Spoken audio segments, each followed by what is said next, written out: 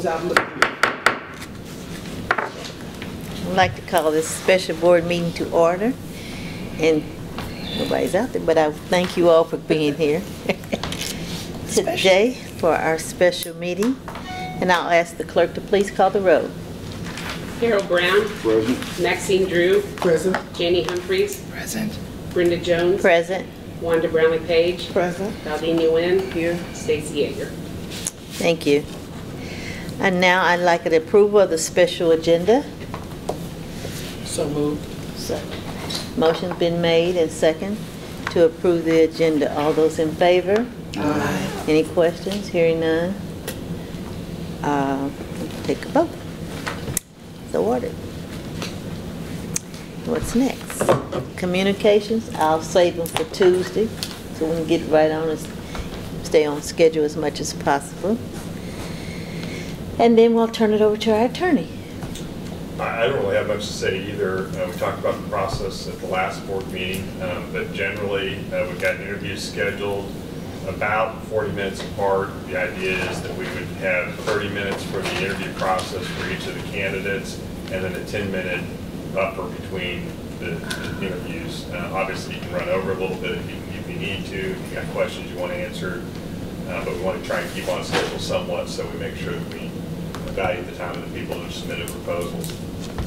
I don't know how you guys want to proceed with the questions. We've given them 5 minutes to start from an instructional standpoint to give an overview of themselves.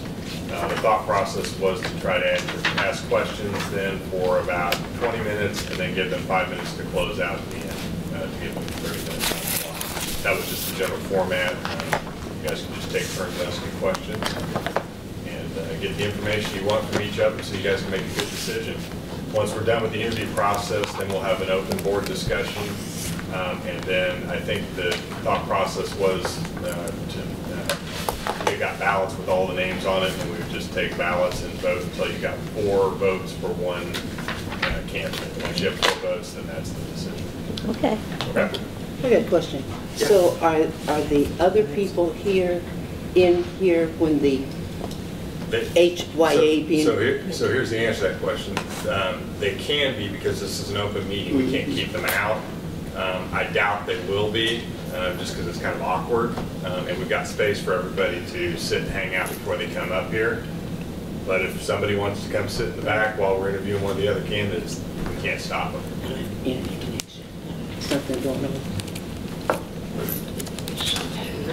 Is there something I need to click? I usually just And then it's an open meeting, so if anybody from the public comes, they can. Oh, sure. Yeah, it's an open meeting. Anybody from the public can show up and watch and listen. Okay, we'll wait a few minutes.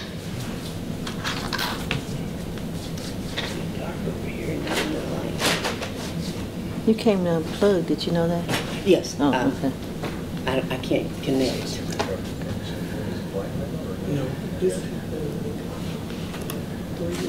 We got a couple, 2 minutes before they do up here. Quit looking so serious, though. Quit looking so serious. Oh, hey, this is business. It's like, Yeah. No, I'm trying to see this now. You know, can't see like I used to see.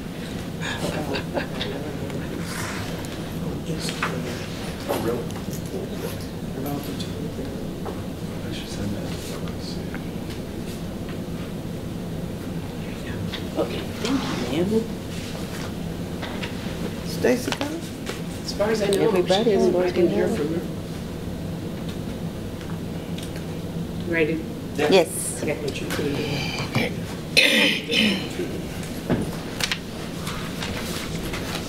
Some nice books. Nice book that they Yeah, gave us. she always has some really. Well, this came from the Historical Museum. Oh, good. Okay. Cool.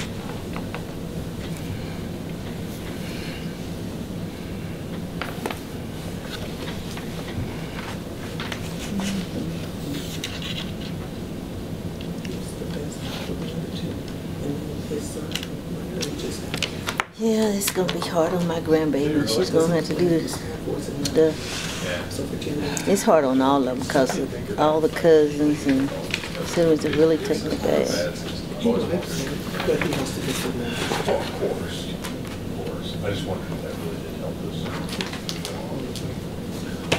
You know, Yeah, I deleted it. there are a lot of players that end up on rosters from the D League, especially, you know, after they have an injury, a team has an injury. So, yeah, Yeah, because twice this year, Larry, the second, has played with Philadelphia twice. yeah. They do that often. And some of those guys are really, most of them don't stick around, but there are a few that do get 10-day contracts. And he's been in Lithuania playing. And I think I if you get tired of it, I think at least have a chance to play some of those programs. even in his younger years, Larry played with Rosario. Their fee for additional languages for the survey is $3.15 per language. Larry plays there. But they Rosario, provide it in Spanish When and his English. contract with Sacramento ended, he wasn't picked up anywhere, so he went to Rosario, built up his stats, came back here. Hello, good morning. Came back here and got back into the league. Okay, yeah.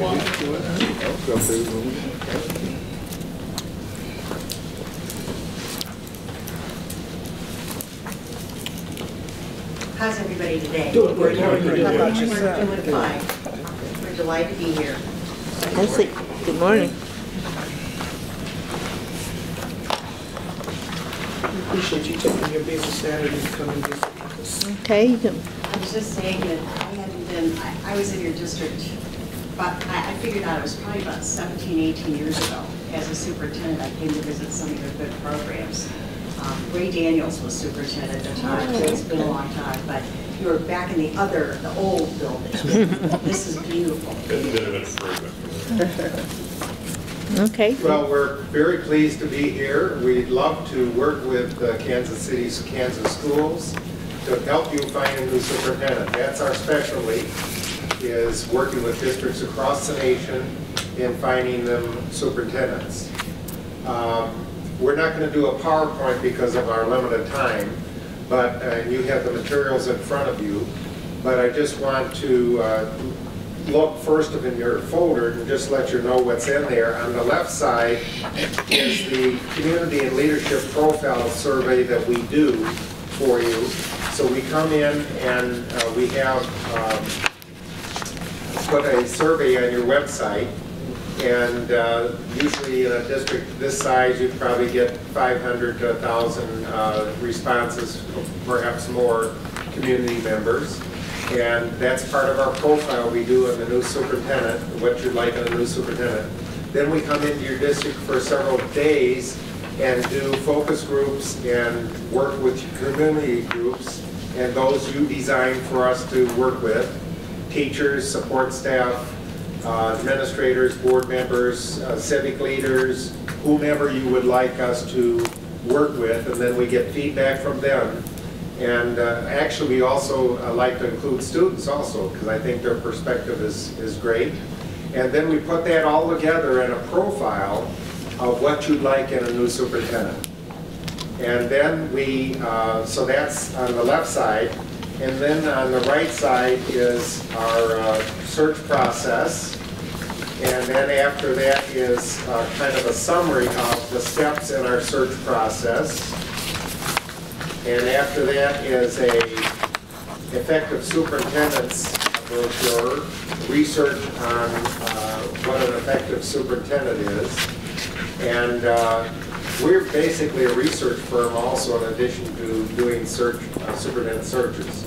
So we're very in tune to who are the most effective superintendents. And then following that is our due diligence report that we encourage you to do for probably the final two candidates. And that's the background checks by a private firm. We don't get any kickback from them, but we think they're an outstanding firm that does the background checks, the due diligence on your final two candidates. In today's world, I think that's critical. We don't want anybody that's going to embarrass the board or the school district. or us. So doing that background check is very important. So that's on your folder. And we'll just introduce ourselves. I'm Jim Morse. I'm a senior associate with Hazard Young at TIA, and I've done searches in Michigan, in Ohio, in Missouri, and Kansas. And so I have quite a bit of experience in doing superintendent searches. I was a superintendent of schools in the Grand Rapids area, and then I worked also with Michigan State University in their Priority Schools program, where we worked with the lowest 5% of the school districts in Michigan, and I had 15 buildings that I worked in Kalamazoo, Muskegon, and some of those areas. So I worked with both ends of the achievement spectrum. I was a professor at Michigan State and also Western Michigan University. So was glad Michigan State won last night. And how did Kansas State Yeah, Kansas State won also? won. Kansas. Yeah, good. It's the time of the year, March Madness, right? It is, man. So that's a little bit about me. And Chris, you want to just say a few words Sure. about yourself? Yeah, hi, I'm Chris Nicastro. I'm from just across the way from St. Louis area. Have spent all my career there. I was a superintendent in 2 districts, 2 urban districts in the St. Louis area. The last of which was Hazelwood, which was about 20 at that time, about 23,000 students. Then I went from there to, some of my colleagues said, the dark side. I became the Commissioner of Education for the state of Missouri. And I served as the Commissioner for 5.5 years. The last couple of years, I've been doing a variety of consulting, a lot of consulting work, done some work for the U.S. Department of Education, focused on the central region. They're getting ready to reauthorize some of their research laboratories and some of their big consortiums that support states and school districts. And so I've been doing needs assessment in Kansas, Colorado, South Dakota, North Dakota, Missouri, of course, to get some of those needs so that we can make sure if the Department of Education is going to spend money on the central region, we want to make sure they're spending it on the right areas. My interest, I guess, in the superintendency is particularly focused on how the superintendent and the board work together. I've done a lot of consulting, both for the School Board Association and for individual districts on that board-superintendent relationship. It is my belief that you can have the best superintendent in the world, and if that person is not a good fit with this board, if that chemistry isn't right, if that relationship isn't strong, if you can't work together as a team, then it's not going to be a particularly good situation for you or for them. So I think part of what I would hope to do as your search consultant is really listen carefully to you and to the groups that Jim mentioned that we want to meet with, to make sure that we can flesh out what are those key characteristics of that individual. Not just their qualifications and their pedigree and all that stuff that they put on their papers, but who are they as people, and are they going to really meet the needs that you all have as a community? So that's me. When's your search timeline? Are you looking to have someone in place on July 1st? Yes. That's generally where you're headed. That's the primary function, to try to have it. We're in the prime time line right now in terms of searching, so you're in good situations. We're a little tight. We're in the middle of March, so it'd be critical if you selected us that we schedule a planning meeting in the next week or so to get the timeline going and the advertisements out there and some of those things to make sure that we can attract top candidates from across the country. And so that would be an important aspect. We have had more than 25 years of doing superintendent searches in the country, more than 1,200 searches we've conducted. We have over 100 associates across the country working with us. So that is really critical to find out who the people are that we're attracting. Because as you know, have you ever read a resume that didn't have positive recommendations? No. So what we have to do is we have to go to our consultant and Illinois or whatever and say, find out about this woman here. Is she really doing what she says she is doing? So we really track down there and we use those folks to help you research that candidate so that you get an outstanding candidate. So that's critical. And then secondly, we not only just post, we have a national website ourselves as our company where people apply for superintendent positions. But our specialty also is recruiting people that meet the profile that you design. And so that's the key, is to find a company that has resources across the United States that can attract and has a record of recruiting top-notch candidates across the United States and candidates that stay in their districts. And we have a very good record of people staying in their position. So those are key aspects that we want to share with you. And then we're going to customize the search to design it the way you would like it done.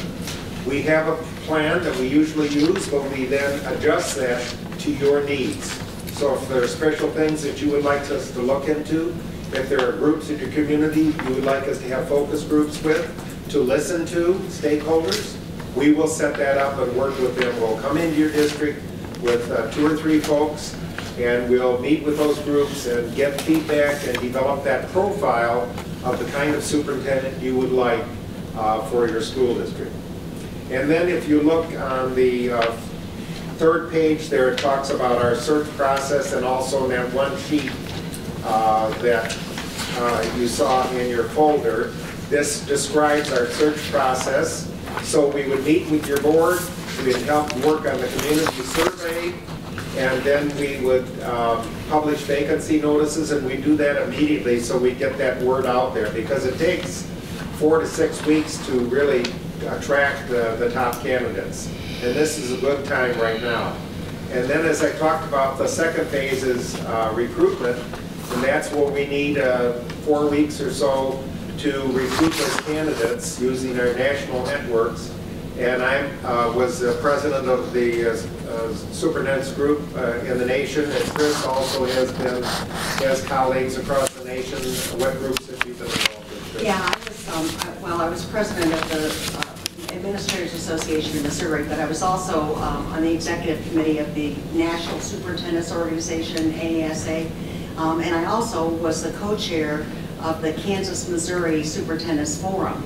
Your current superintendent is a member of that group. That's an invitational group of about 100 superintendents from Kansas and Missouri that meets a couple of times a year. So I was very involved in that group. So if your interest is in having somebody from Kansas or somebody who knows Kansas, certainly I would be able to tap into the people I know from that experience as well.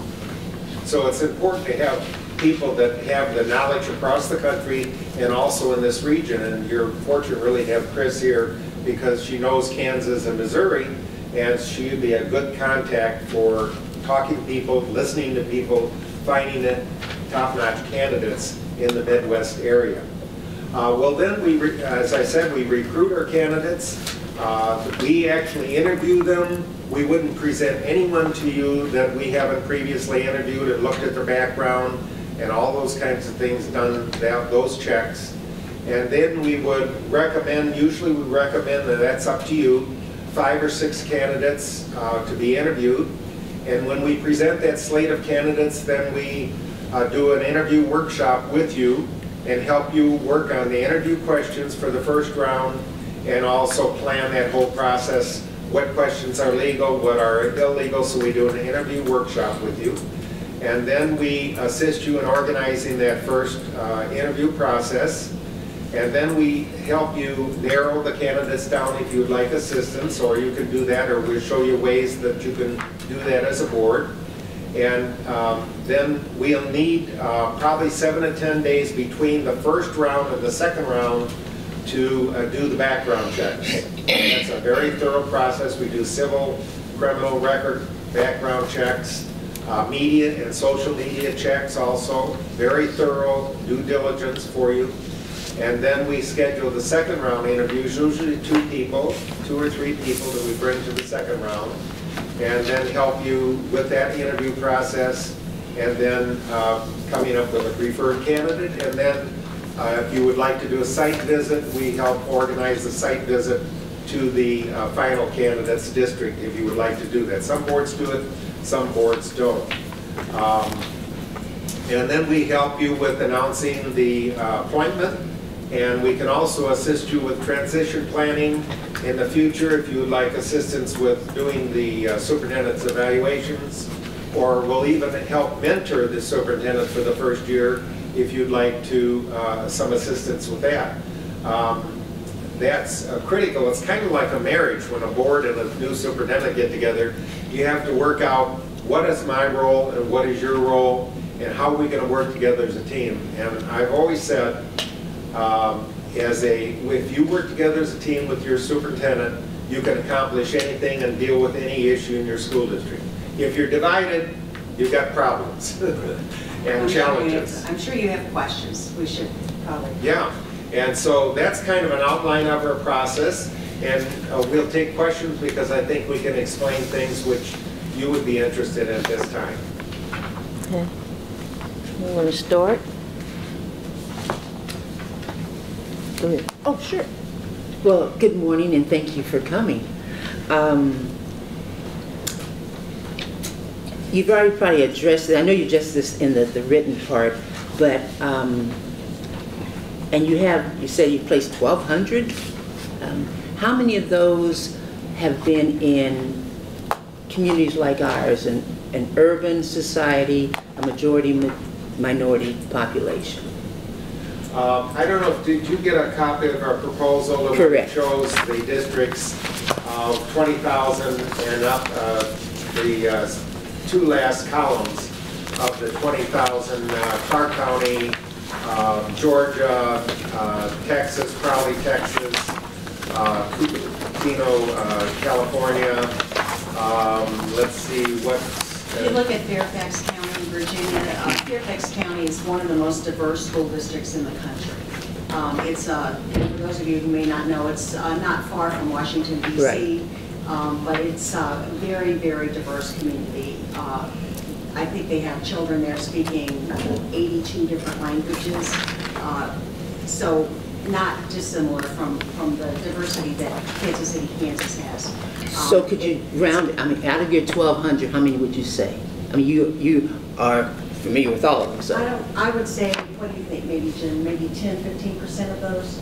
Yes. Mm-hmm. I say probably 15% of the total have been in districts your size or larger with some diversity. And of course, there's a lot of smaller districts that have a lot of diversity as well. That's, you know, Jim was superintendent in Grand Rapids, Michigan. I mentioned to you I was superintendent in 2 urban districts. We understand how critically important that is. You know, we did a couple of years ago, the firm did, I wasn't involved in the search, but did Blue Springs, is that? Blue Valley. Blue Valley. I did the Blue Valley search Yeah. a couple of years, 2 years ago. Not the same as No, Kansas they're just our City. neighbors. We know them. Exactly. So I think we're very much attuned to the issues of making sure that we attract a pool of people who understand diversity. Madam, if I could just have a couple more, I don't want to take all the time. How many of your focus groups would you conduct? 2 or 3 days in your district. We'd work with you on how to do that with your communications and people, and also with the board in terms of if we did the planning meeting, we'd sit down with you and say, now what stakeholder groups would you like us to work with over the next 2 or 3 days? And we could do them separately, so we could cover a lot of ground for you in a couple of days, depending on who you want us to meet. Right. So from your survey, how do you handle the outliers? How do you handle those comments that are very significant because they were key to those individuals who checked that box, but they're outliers? How do you handle that in creating that perfect storm? We try to summarize those concerns and put them in the profile report. But we're looking at really what is the consensus of concerns, but also listening to those diverse groups in your community also. So we would put that in the profile report also. But you would also they could also get the all of the comments. They get the narratives, all of those. Okay, the raw data. we do a summary, yes, of those comments, right. And one last, you guarantee 2 years. What does that timeline look like? In terms of the guarantee, let me just take a look at it, make sure I get that correct. If the superintendent departs from the position within the first year under any circumstances or within 2 years, then we'll do the, unless it's a personal, where they leave Right. personally, or a majority of the board leaves and there's a change in the majority of the board. Other than that, we will do a new search free at less expenses. And that's a little caveat because we're almost in line for a new election. And you know, you can't predict that. So, but Well, the challenge is that when the majority of the board leaves, then sometimes they're interested in changing the superintendent. So that would be a challenge. yeah. Thank you, Madam Chair. You're Thank you. Virginia. I would say the one thing I know, you know, I'm much newer to the firm than Jim is. But the one thing I know about Hazard Young and their reputation is that they do repeat searches for school boards. So there's a good history of board satisfaction with, they would find one superintendent and then they're happy to have them come back and find another one. But we won't recruit your superintendent for a minimum of 5 years. So if you have a top-notch superintendent, we're not going to come after 2 years and say, we'd like to put them over in this. That's very key, That's because there are some search firms that do that. They have a stable of people that they move around from one place to another, and Hazard Young does not do that. And we don't have a stable of candidates. We start from scratch with your candidates, recruit the people that fit the profile and that kind of thing. Okay. What do you know about the demographics of our district? Well, as I said, I was familiar with your district some time ago, and it matched the demographics of mine, largely African American with a significant Hispanic population. Also, you have some other ethnicities represented.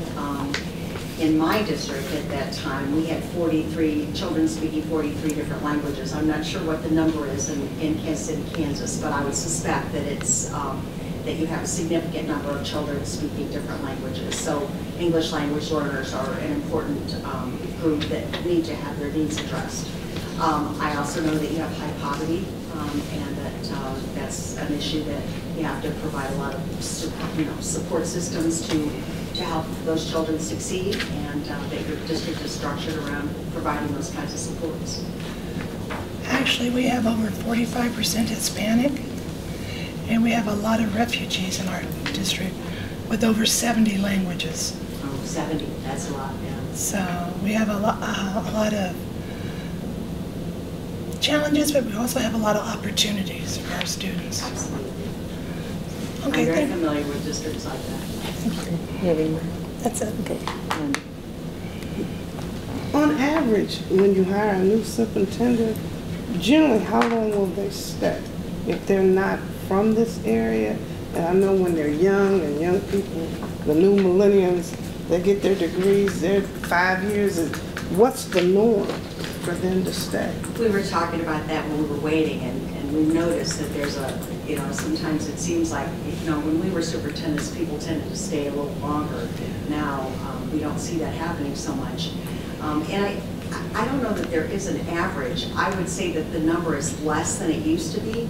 But I think that's a reasonable expectation of a board, too. I know when I took the commissioner job, my board, the State Board of Education, said, how long will you stay? And I said, I will stay, I promise I will stay 5 years, because it takes at least 5 years to get anything accomplished. So I think it's appropriate and not out of the ordinary for you to say, we would expect you to commit to us for, some period of time, whatever that is appropriate for you all. And that's a responsibility of both the board and the new superintendent, because a lot of it is how well the board members work with that new superintendent as a team. And that's why that first year is so critical in building that rapport and roles and responsibilities of the superintendent and the Board of Education. You mentioned that you would come back if we needed some mentoring and transition, is that an additional fee or is that part of the process? How much more would you have to pay for that? That would be part of additional cost if you wanted us to mentor the superintendent or work with you on the evaluations of the superintendent the first year, that kind of thing. That would be an additional cost. I don't have a cost right now, but it would be several $1,000s to work with the board and the new superintendent. Yeah, and that is true. If there was a need for a formal coaching relationship or mentoring relationship, I think that would be a different contract. Having said that, I know Jim does this, I do it too. If we place somebody here, we feel some personal responsibility for their success. So I always give people my phone number and say, if you need somebody to talk to at 11 o'clock at night, pick up the phone. And that kind of informal communication and informal support system is very common among superintendents, and something that I know both of us have provided many times. I just did a search in Missouri, and the new superintendent called me a couple weeks ago and said, the board and I are talking about having this roles and responsibility meeting. Would you be able to come back this summer and help us with that? So I'll probably be going back there to work with them as they work on how are we going to work together as a board and the superintendent. I have another question. It's just a personal question. And because of your expertise, just wanted your opinion. Now, the way boards are set up, they're supposed to set policy. And then the superintendent carries out the policy set by the board. Now, that's not always the case, because many times the superintendent is doing a lot of what the board is doing. So how do you work that out where there's a happy medium? Because some people are just used to running things, and then we feel that we have a responsibility, and sometimes we get accused of being trying to micromanage. But just from your opinions, and you both have had the opportunity to do it, how do you work that out so that there's a respect of each party and we're working together? Communication is the... We thinking alike. I was going to exactly the same word. Communication. And like Jim just mentioned, coming back to meeting with that board where the superintendent just placed, you've got to sit down and say, okay, let's talk about what is policy. What are those policy questions that fall within the school board's realm of responsibility, and what does that look like? And how do we make sure, Mr. Superintendent or Ms. Superintendent, that you ain't messing in our stuff? I did some training for the Missouri School Board Association for a while, and we talked specifically about here's the corral that the superintendent functions in, and everything outside that corral is the purview of the Board of Education. So let's define what's in that corral so that we understand clearly what that looks like. I'm not going to say it's always clear cut, it's always cut and dried. But as long as you have that ongoing communication, it's possible for you all to feel comfortable with your role, for the superintendent to respect your role, and vice versa, for him or her to understand their role and you to respect what they do. And it's like anything else. As a superintendent, I always communicate to my board. We're getting ready to look at doing such and such. Let me know your thoughts about that. Now, it may not be anything related to specifically to policy, but it has to do with, it may have policy implications. So just that kind of communication, I think, is really the way to do that. And the key to that is when it happens, how do you handle it? When a board member steps out of line, out of policy and in administration, how do you deal with that? And so that's important if you do that roles workshop of talking, here's an example where a board member does this or the superintendent moves into the board purview, then how do you handle that? And you need a process for dealing with that as part of that whole issue. Thank you. Harold. Good morning. You worked on the Lawrence superintendent job? Did you work? Lawrence, Kansas? Lawrence, Kansas? No, I didn't do the Lawrence, Kansas search. Okay. I think they plans. Pardon me? I think they're Lansing. Okay. Is that on our list? Our Well, I pulled it up on the website, and it looked like, I thought it said that you participated in the, for Lawrence Superintendent, Public Schools. Might have been Lawrence, Massachusetts. There's a Lawrence, Okay, Massachusetts. okay, Lawrence, Massachusetts, It might okay, be, okay, I think you're right, I think you're right. Now, HYA is part of, or your division of ECRA? Yeah, Hazard Young and Associates has been around for a very, very long time. Some years ago, relatively recently, they were essentially merged with ECRA. And so it is I would say, it's a part of ECRA, but it is really an independent piece of it. That's the research division, the yeah. ECRA. Yeah, Okay. the advantage to a school district or to a superintendent to have that marriage, if you will, is the data. The capacity that the ECRA piece gives you or your superintendent or anybody else access to data systems and some support on how you collect stuff, data, and how you use data to help support your student body. Right, okay. So. And you say you've worked on superintendent searches in the state of Kansas? Yes. Where? Well, I did the Blue Valley search. Blue Valley, Yeah. okay. We presented at Pittsburgh. We didn't get that particular search, but and then we've done some in Missouri and also Ohio and Michigan. I see. Thank you. You're welcome. Maxine, do you have any questions? No, I don't have it. Thank you. Okay. Look at the time here. Questions I wanted to ask have already been asked, so there's no sense of me repeating. But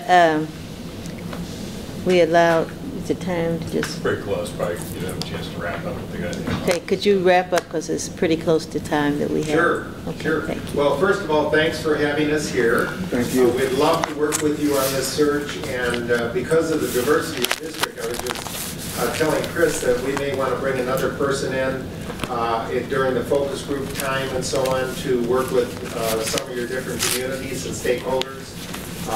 So that would be a possibility also to make sure that we're representing different groups in your community. And because that's a very critical part of gathering information to give you the profile results from your stakeholders.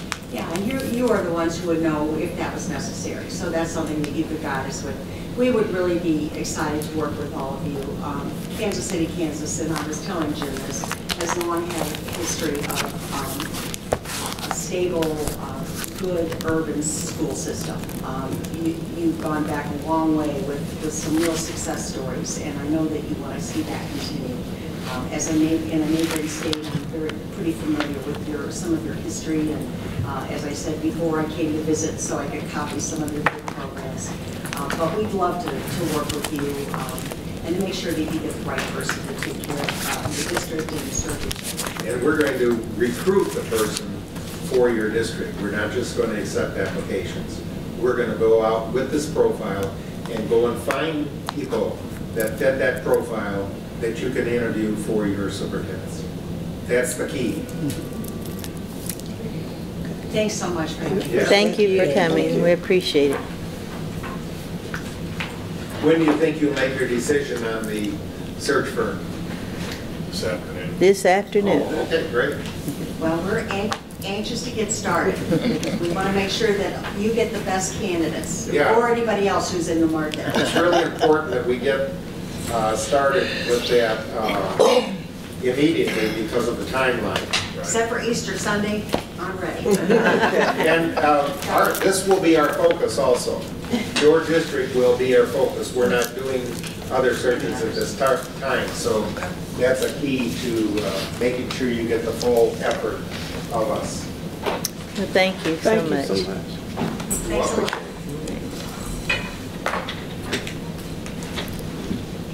Here's my card with my cell phone there Okay. in case you need to contact me. All right, thank you. very much. Thank you.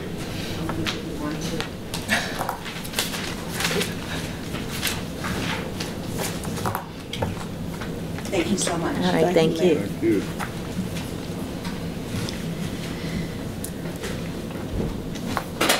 Who's next? Hmm? Who's next? ASB? ASAP. Greg, I have a question. Are we responsible for paying travel expenses for candidates to come in? Likely are, or alternatively, in some instances, school boards will send some school board members out to visit the candidates' location as well. But all those costs would be costs that are borne by the school district if you decide to do those things. Those are not be part of the contract or the requirement for the search firm. So if you're going to bring the candidates in, typically pay to bring the candidates in. If you're going to go out to visit the candidates' current facility or community, bear that cost too. And at what point do we start determining the salary, the superintendent's salary? This is part of the process. I mean, one thing you're going to have to ask and look to the search firms is, what is the going rate? What's it going to take to bring these candidates that you want in? And that's going to be one of the criteria they're going to develop when they're looking at developing this profile. What is the district willing to pay? And they'll be able to give you market data saying these are the going rates for superintendents. And we gather some of that data for you. But the search firms are going to have a much better idea as to what it's going to cost to bring the type of candidate in that you want to bring in. Has the district ever used a search firm to be able to do this process before? They did. I don't think they did with Dr. Lane when she was hired, but I think when Dr. Lusk or Dr. Shackelford? Well, they did with Shackelford, I think. I think that's the last time we used a search firm. I'll go back and double check and find out. And I know they used one when they brought in Lusk. I did know they did that. But I You think were they- supposed to give us the salary stuff. I get you the salary stuff, yeah. Yeah, I think those are the only time that I can remember. Did they use any of these? Other times they've been internal. I'll find out who they did. Did you hear what she asked? She wants to know the search firms and the internal versus We may have with Hensley. Henson. I know Lusk I'll find out who you is. got. He's going to get it for us. And I'll also find out some salary data for the superintendent. Okay. Who's next? Next is KASB, I believe. He's here, ready to go. You guys ready? Yeah, Enemy, the faster we get through, the faster we got I know that's right. Hallelujah. You sure you got someone to go? Oh, yeah, always. You gonna- If I don't do nothing but chill. You can't do that. Yeah. I'm trying to learn how. That's been saying you don't know how to do that, because I do. Hey, you have to. Yeah, but you gotta learn how to do it right. Yeah, And quit taking on, and quit taking all these things everybody else do. yeah. You have to learn how to say no. When you're up, Doing great. That's a hard thing to do. I can get it. Just a slow. Are you real? Yeah, I'm working on it. I have to. You know, I have to with my home. I'm working on something about it. Oh, yeah. But when mom and dad were, I said no a lot. Yeah, because you have both, didn't you? Yeah, I had both of them. And dad was then 4 months. But daddy died September, mom died January. He was sleeping, she tried to call me. Yeah. So Greg, who you picking to win it all? Loaded question. My heart's still in Kansas. Okay. Good morning. Good morning. And how are you today? I am doing great. How are Long you? time no see. Good to see you all. Yes. You too. Okay, we're, The way we have the format set up is to give you about 5 to 10 minutes to sort of give your presentation as to what you would do and what your thoughts are in terms of how the search process would go if we selected your agency to do it. And then the rest of the time is going to be spent with the board members asking questions of you with a little bit of time at the end for you to sort of clean up. All right, that sounds great. So thank you all for the opportunity to come in this morning and visit with you about the superintendent search process. I'm Brian Jordan, Director of Leadership Services with Kansas Association of School Boards. And hopefully you have in front of you the proposal that we submitted a while back I'm going to touch on a few things in our work plan that's in there, and then obviously you can ask questions at any point as we go through that process. I would be your search lead if we were fortunate enough to receive your search. With me would also be Craig Wilford and Randy Wiesman. They would be also on that search team. But our philosophy with searches at KSB is that we do those as a leadership team. So in the proposal that we submitted to you, I gave you a short bio of each of our team members. And we do it that way because that brings a broader range of eyes and experiences looking at those applications for folks that have applied. So within our search team, there's experience there of having done over 200 superintendent searches in the last 10 years or so. So we feel like that gives us a lot of experience to draw on as we conduct your search and interview candidates. So I'm going to flip over on the proposal to page 10, and that's kind of where I'll hit some of the highlights of that work plan that we put together. And starting off there at the top, when KSB does a search, we really view our role in that search process to help you run and conduct a fair, ethical, legal, transparent superintendent search. I mean, that's really our role, and you guys are all familiar with KSB. Our role is to support boards of education. So we work for the Board of Education in this process, and we work with you until you feel like you have a candidate that fits your needs. And I talk about that a little bit later on in the proposal as well. But that means that if we go through this process and at the end of it you feel like you're not satisfied with the candidates that we work with you to find, we're going to stick with you until you find the right candidate. And it doesn't change the cost structure or what we do, but we'll keep working with you until you get a good fit. Some of the other pieces that I thought I would hit on, kind of in the advertising vacancy there, obviously we have our outlets listed there where we publicize and push the opening through. But one of the things that KSB brings that's really been built in the last couple of years is we're part of the National Affiliation of Superintendent Searchers, which is a group of folks just like myself from across the United States, other school board associations. There's 40 of us that work together. We meet at least twice a year. And we support one another through the search process across state lines. So what that means is when there's an opening in Kansas, we distribute that opening to those 40 other school board associations, and we cross-market each other's openings. What we've seen happen in the last couple of years with that is really kind of an expansion of the pool from outside of the state of Kansas, which has benefited districts on finding that right fit. So that's one of the things there that I thought I would emphasize really with the advertising of that vacancy piece. Some other pieces that I want to hit on as you go over to screening criteria and the applicants. Obviously, we've explained there what our process looks like. I do want to emphasize that the criteria that we use to screen is defined by you as a board. And I know you as a board right now are going through a listening process with your community where you're getting feedback from your community on what they think is important in the next leadership for your district.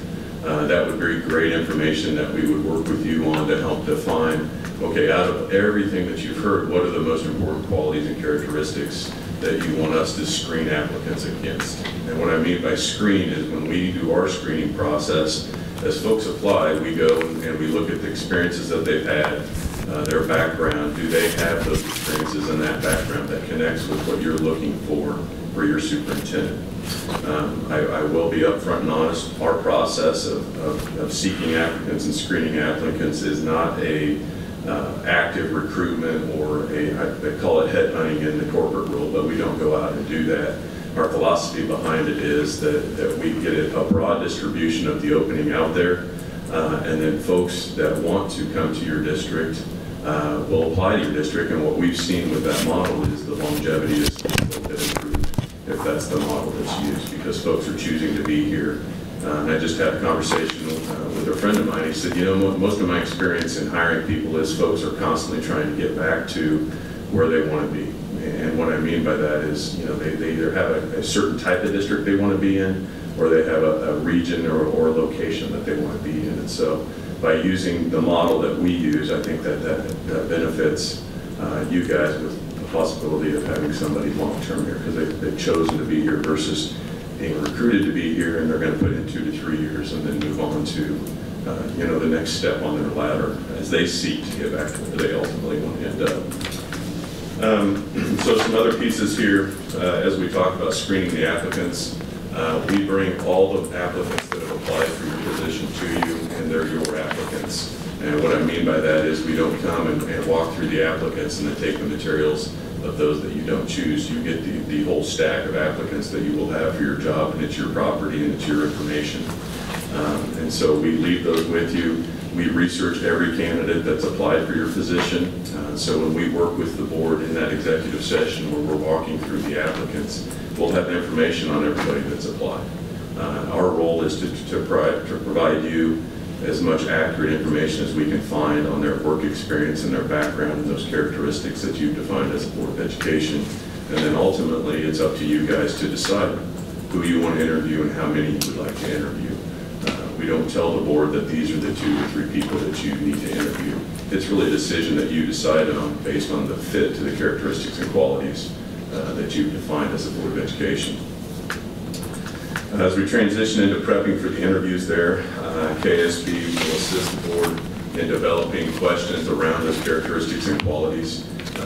We have a whole slate of questions that districts often use as a starting point for the development of their questions. But we encourage the board and we'll work with the board to build the right set of questions based on the characteristics that you're looking for, and then spend time with the board talking about, okay, so if we ask this question, what would be the answers or what would be the responses that would connect with what we need? As we do this frequently, there's people out there that can do a great job in the interview, and at the end of the interview, you're left sitting there going, wow, that was impressive.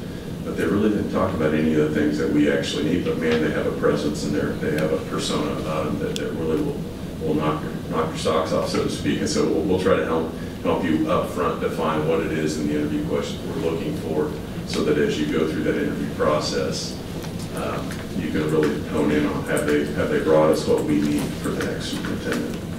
And then finally, I'll just touch on as you hire the next superintendent, we work with you for a successful transition. So we'll spend time with you and the new superintendent. We call it the roles and expectations session. We'll work with you and the new superintendent to make sure you're on the same page as far as communication and what your priorities are for that new superintendent going forward. So that first year of evaluating that superintendent, there's no surprises. You know what you're looking for. They understand what's important for them to be focused on as a new superintendent coming in. So those are some of the highlights of our process and our work plan. I'd be happy to answer any questions that you have about us or our process.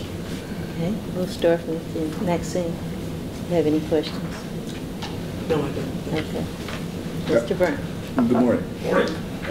What about your, do you have a due diligence process? Do you do background screens and intents? Yes, what we use for our background search process is we use a third-party firm that does state, federal background checks on are they felon, or are they on any identified lists that are out there. And then part of our team's work is we actually do the social media, the web. We go through and do all the vetting there. Also, as we look through their files and look at their credentials, we're checking to see has this individual come from credible accredited universities and obtained their license in a manner that would allow them to have Kansas license, because that is a concern. Sure. That sometimes folks will apply and they look great, but based on their track record, they're going to have a hard time getting a license in Kansas. And so we'll talk about that as we screen candidates with you. This person, based on their history, may have a hard time getting a license in Kansas, or this is somebody that obviously could get a license here in Kansas. Okay. Is that it? Yes. Okay. Wonderful. You spoke of terms. The individuals that you've gotten jobs for, how long do they tend to stay in the district? I pulled some of that data as I was looking at this. When you look back over the past 5 years for searches that we've done, the folks that have gone into those jobs, the only reasons that they're moving are they're trying to move up. But I can't give you an exact number on that, but over the last 5 years, I think there's only been three or four positions that we've put people in, or the health boards put people in, that haven't worked out. And we've done, I don't even remember the numbers, but they're on the page 15. That's how many searches we've done over the last 5 years. And out of those, there's only about 3 or 4 of them that there's been a parting of ways, so to speak, with the board. And sometimes it's not anything that the superintendent did wrong, that there may be a board election, there's a change over there. We really believe firmly in that process of looking at the characteristics, trying to get a good match, and that helps with that longevity. You know, across the state of Kansas, the average superintendent tenure is only about 3 to 3.5 years. And there's reasons for that. There's a constant, you know, people are trying to progress, but you guys at this level, this size of district, your longevity numbers go up. You're well over 5 years, 5 to 10 years. I think it's a reasonable expectation of time that the candidate should be in place, or the superintendent should be in place. You mentioned that you would come back and have some time after if we chose you. Now, is that an added expense? That's included in our, that is included in our process. And so the cost that we outlined for you here in this proposal on page 14 includes all of that. That's a good point, and I wanted to point out in our cost proposal that we sent you, we gave you 2 numbers, just full transparency there, because we wanted you to have some flexibility, knowing that you were going through the community groups and those forums. There's some things in there that you know you may want to choose to do differently. That would be the maximum amount that you would pay. There would not be any additional cost on top of those numbers that you see there on page 14. Have you worked with a lot of urban districts? Because I know this is the Kansas base, so I get that. But I'm just wondering. In Kansas, the urban districts, there's just a handful of them, and I went through this morning actually and just kind of highlighted some of them that we've worked with that have some characteristics that look like Kansas City, Kansas. But to be honest, you and Wichita are really the only 2 truly urban districts in the state of Kansas, and we worked very closely with Wichita last year on their superintendent search.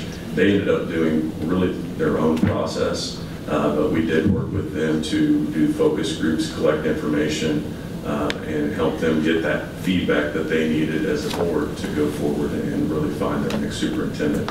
They had a very strong internal candidate that they interviewed first, and ultimately ended up going with their internal candidate. So looking at those districts there on page 15, the most urban districts that you see there, we worked with Garden City, Gary County, Emporia, Dodge City, Manhattan. And again, I'm not telling you anything you don't know. Those don't look a lot like you. They do have some of the same characteristics, but you guys in Wichita are kind of 2 standalones when it comes to true urban districts, and we only work in the state of Kansas. So, but we have worked with Wichita just as recent as last year on their search process. And then you listed the vacancy listings that you would use.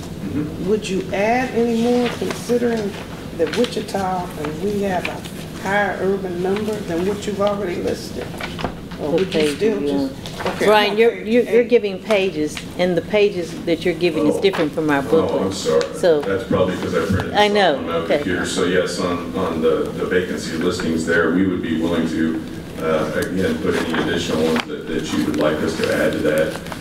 What I did have listed there is that national affiliation of superintendent searchers. So your vacancy would go across 40 additional 40 different school board associations, which gets you into some more urban settings. For example, Illinois, some of those on the East Coast.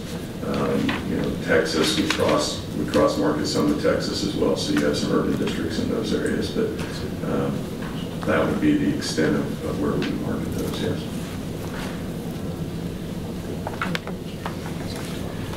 I already know. So you said you're not a headhunting firm. You want people to apply that want to come here because it provides more stability? Yes. And you've seen that through your years? Yes, that's what we've seen to be most successful. And again, we only get to observe what happens with other firms that do more of the active recruiting or headhunting, if you'll call it that. The longevity in those really seems it's 2 to 3 years, and then those folks move on because they really are just looking for that opportunity to build their resume to get to the next step versus wanting to come to a district because of the type of district, the location of the district. So our odds may be better with people who want to come here than people who are recruited to come here for I would stability. say, based on what we've observed, that is true. And like Ms. Page mentioned, you would be available for like the first year to come in and help everyone acclimate to each other. Absolutely. For no additional charge. No additional charge. What we do it's typically about a 3-hour session. Once the new superintendent has transitioned in, we come back and we call it a board workshop or a board retreat, where we have a series of kind of guiding questions and discussions that we have as a board with the new superintendent there to get everybody on the same page. And then if you wanted additional on-site after that, there would be our normal training fee associated with that, but that first initial workshop for 3 hours is included in our search fee here. But obviously phone calls and emails, all of those things are cost-free. That's part of why you're a member of our association. Okay. Do you think this is a very tight time frame? In full disclosure, yeah, I think it is. The timeline, you guys have mapped out some dates. It's a tight timeline on that. You have to have a superintendent in place by July 1st by state law. Once you get to the part where interviewing starts, that process tends to take longer than people anticipate. It's just a matter of getting everybody around this table together to do the interviews, to find the time to come back together after the interviews and build your consensus around the top candidate. And then the negotiations process will take a little longer than most people anticipate. Also, folks sometimes don't realize that if a person is currently under contract as a superintendent in another district, they have to be released from that contract before they enter into a new contract with you guys. And so there's some other logistics that have to happen where they're coming from to this district. So It's not as easy as it looks. it's not just as simple as checking off the dates and walking through that. There's always some flex in those dates, I guess, for lack of a better term. Brian, No, I'm sorry. Go ahead. You said in the state law, by July, we have to have a superintendent in place. Yes. If something should happen and the process is not complete, we can have an interim superintendent? Yes. I just want to make sure. Yep. And that's also something that we can help you with if you get to the point where, let's say you go through the search process and you don't feel like you've got the candidates or the candidate that you're ultimately comfortable with. We can help you find an interim candidate to get you through the legal requirements that have to be met. And we'll continue to work with you until you get the right candidate.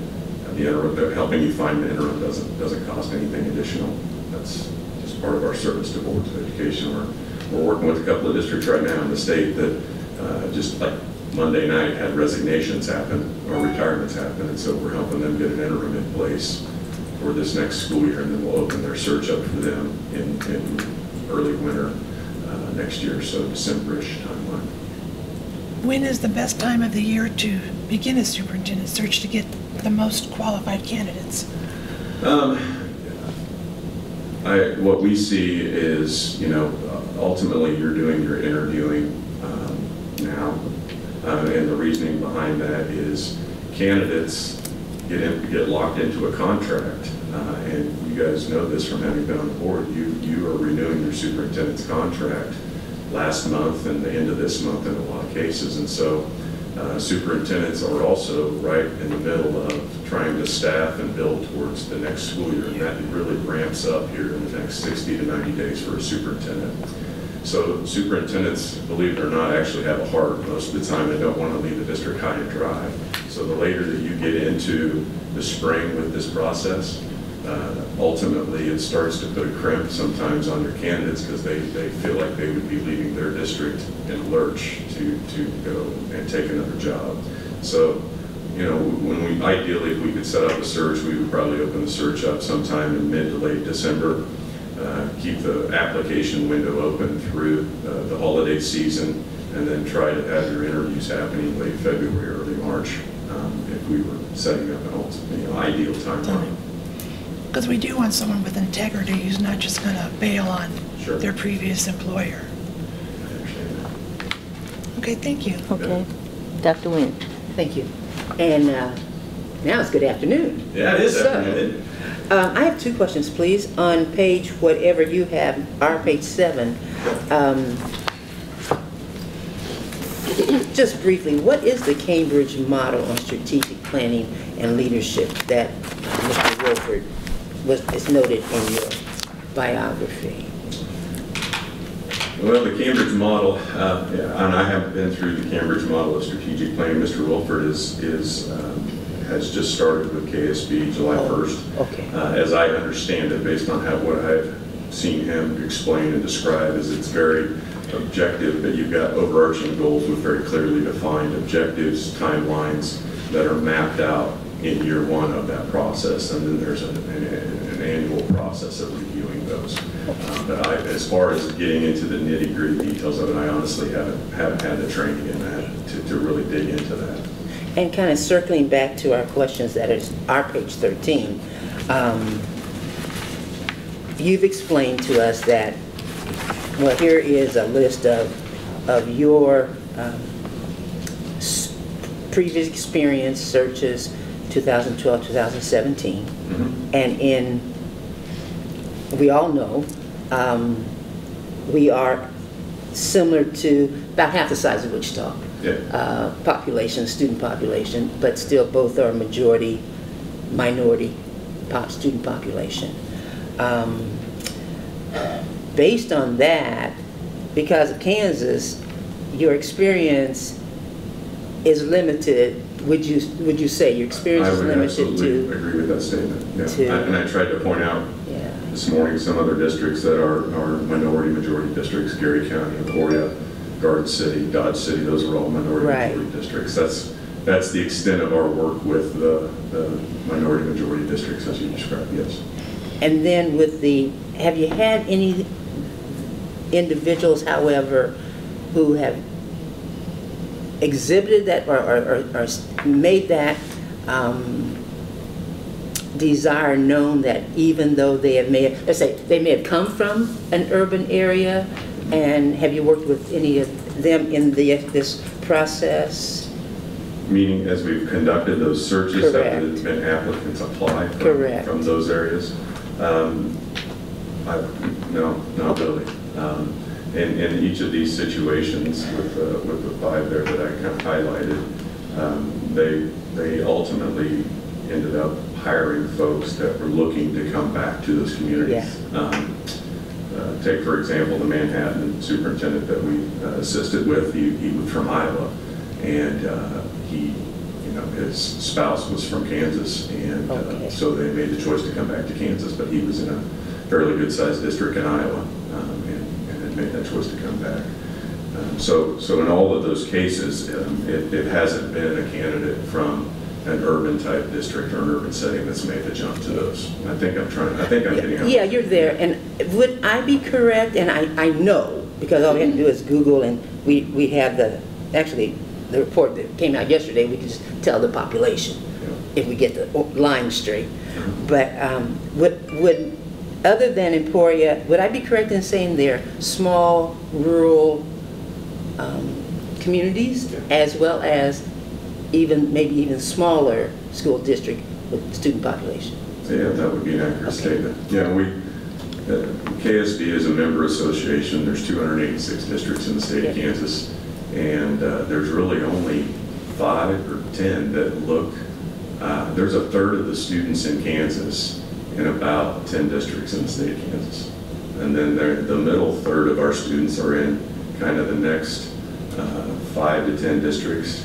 So you take, 2/3 of the students in Kansas are really in the top 25 districts size-wise. And so take the top 25 out of 286, that leaves a lot of small, rural school districts. School districts. Yeah. Thank you, Madam Chair. Anybody else? I got one more question, just as a follow-up.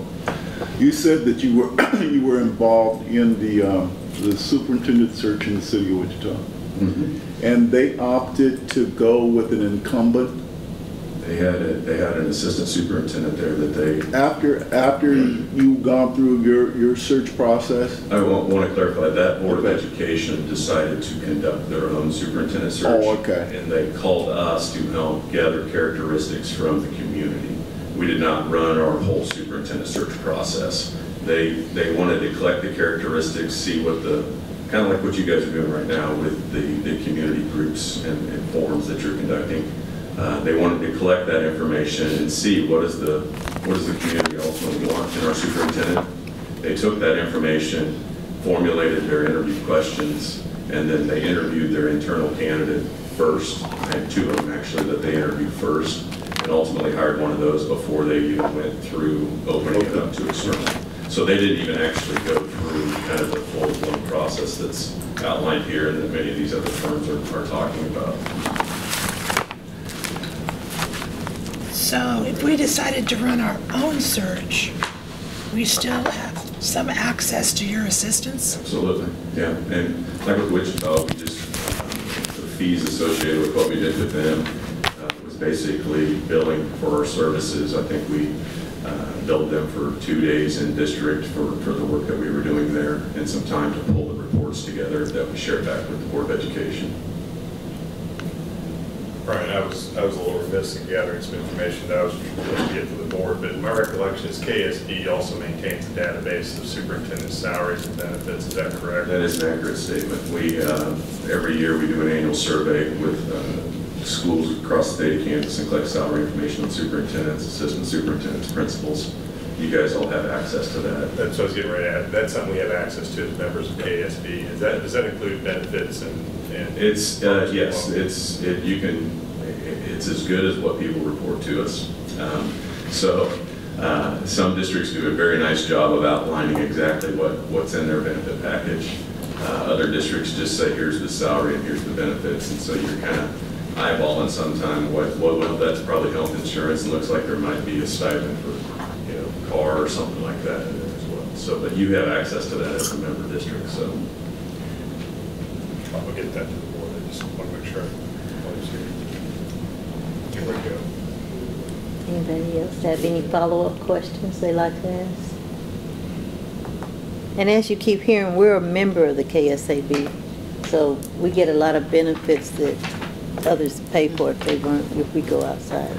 Aren't all school boards in Kansas members? There are 285 member districts out of 286. Who's a single? We have one that's not. There's one itty-bitty district south of Emporia, Kansas that has about 68 kids in it. Oh. And they just, Chose they're not to. struggling to keep the lights on with the doors Yeah. open. So, anyway, yeah. That's kind of a sore subject with us. Yes. So although you're a Kansas organization, the fact that you partner with 40 other ones gives you ways to connect with other superintendents in different states and urban districts. So how that plays out typically, if we get an applicant that applies from, let's say, Illinois, we pick up the phone and call the Illinois School Board Association folks that do what I do. And we meet with these folks at least twice a year in different venues to try to discuss cross states, what are we seeing as trends and issues. So we pick up the phone and call those individuals and say, okay, we've had this individual apply. What do you know about them? What do you know about their district? Can you give us some ideas of good references and contacts that we could reach out to get more information about these folks? So that's how we use that network to really find out good information about these candidates that are applying from across state lines. And KSAB is a member of the National Association of School Boards, so we can go across the nation. Thank you very much. Any other final questions? Well, Brian, I would like to thank you for coming, and we should let you know. I hope I have the opportunity to work with you all in the future, either on your search or in some other capacity. What we tell boards at this point is we're going to support you because we're your association regardless of if you use our services or not. And we're here to help and support you going forward, and we wish you the best of luck in the process. Thank you. Thank you. Thank you. Thank you. Have a safe travel back. Check connection. What's that? It says I've lost the connection. Where do you check? Oh, that's the connection. Did you lose yours when you checked it? Yeah, that's not He it. was through, so I just went to something else. No. Okay. Changed over to. This next. Our next one will be Ray and Associates. Oh, I'm gonna close it off. That's what. No, personal hotspot's not on. Oh, I'm lying. It's on. So she's not- they're Right. not- No, she doesn't have a laptop. Yeah, no, we got time. I tried to send you an email forwarding the article on the superintendent of Wichita, because she just got hired last year. Her base salary was $240. Yeah, I know that Just so you knew the situation. number, yeah. Although I've lost connection, so it's out there in cyberspace. She said. You're welcome to look at mine, so I just wasn't. Yeah, trying to I know find that something quick situation. So you knew. Anybody need to take a break? Oh. Yeah, I know that situation. And I'll get the link, I'll get the link for all the salaries. I just, Yeah. that was one that was new. Because the one, he just came Need a from break? Wichita. You Is that get Blue up Valley? Is that Oh, yeah. Olathe? Yeah, Lathan, Allison, whatever. Allison, yeah. Yeah, the lady they hired down in Wichita, that says here, the base is 240, but the total package is 280. Yeah, You yeah. wanted to? It sounds I think like- everybody's a little sensitive about the trig guy. Oh, Olathe. yeah, over at Shawnee. Oh, He was the Valley with Trig, wasn't he? Yeah, I think he was Olathe.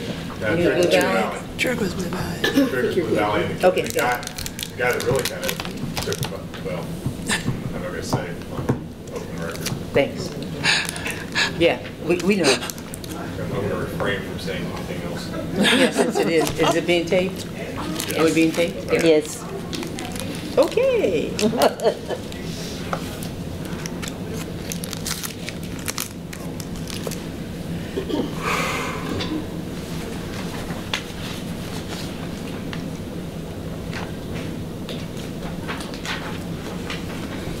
I will get the full salary data from them and provide it to you. I can't remember if that includes, that's why I was asking that. I can't remember if that includes the fringe or not. If not, I think there's a secondary source I get the fringe from. Yeah. So, Maybe you need to call the lawyers. well, we can, Jenny, but what- what it probably you do sit on is what board you not sit call on every for policy KSAB? holder. The ones that are going to matter, that's the Nominating? ones at the top of the spectrum. Yeah, I mean, come on, the school has 60 people in it. It's, Right. And We they're only meet also once, teaching. yeah. oh, And I don't superintendent and understand. bus driver. Yeah. You guys have to stop this You say that. Right. Trouble. Right. Okay.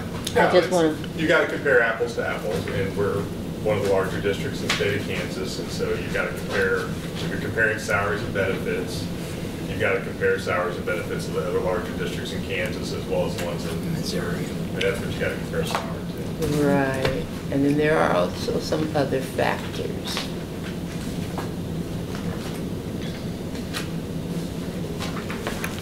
As you all heard, we are a member of the KSAB, I feel wanted to. But one of the things we need to, from our board, need to appoint will be someone to serve on the, what do you call it, the, Which one? no, Irene, that was the. Legislative. Legislative, thank you. I kept looking at her, but I couldn't get the word out. I wrote it down. but Yeah, didn't I yet kept looking say at it you. yet. I couldn't say legislative, thank you. Committee.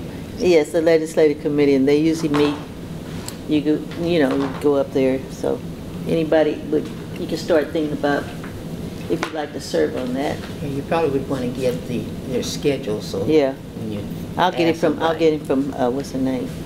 Someone, we know you can't serve on it.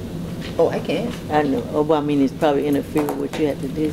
No, I mean, I know the proposal. Yeah. Hey, It's good to have just fresh voices. Be rested early, but I do have things in the no, oh, yeah. I think North Carolina's, I think Michigan State. Michigan State. Do you think they're gonna take the whole thing? I can see that, but That's if I- what he if I- wants to if do. I just like North Carolina's path, it doesn't look like that. Work still with Is work still? Yeah, we're still there. Do we have a price for, we have this proposal, HYA, the first group? Yeah, the proposal, it was, I don't think I had. Here's what it looked like, their first one. yeah, it was like not to It was exceed, it not was- to exceed yeah. 40 one cost. Okay. But there were a lot of variables in it, so it could be less than that, but it was not to exceed 40. And some of those costs were like advertising costs. and stuff like that, so I don't know whether those are included or not. Mm-hmm.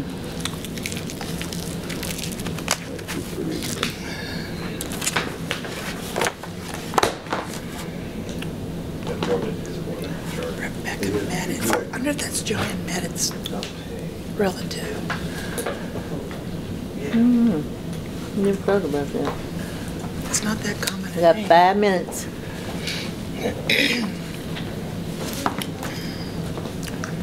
Oh, it's in script.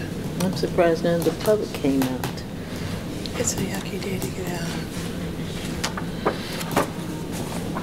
Good. I'll buy some more.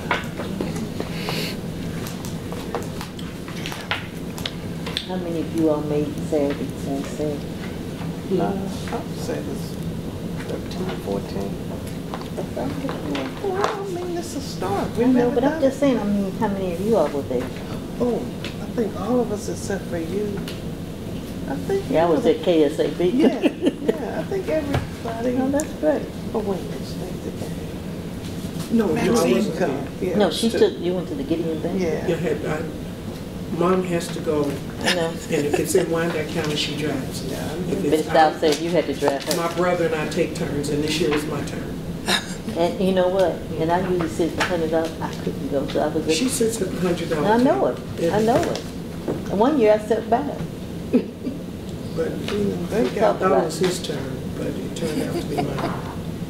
they got. And I knew it was Because coming. when you said that, I said, I know where she going. Well, I knew it was coming, but I didn't know, You she didn't didn't tell me realize the it. date until Wednesday. And so I had to. I'm sorry, I could have told you. So on my way home after I got through, I called him, I said, Tag, you're it. So next year it's on me. You already told her, huh? That's the first one I missed in a long time.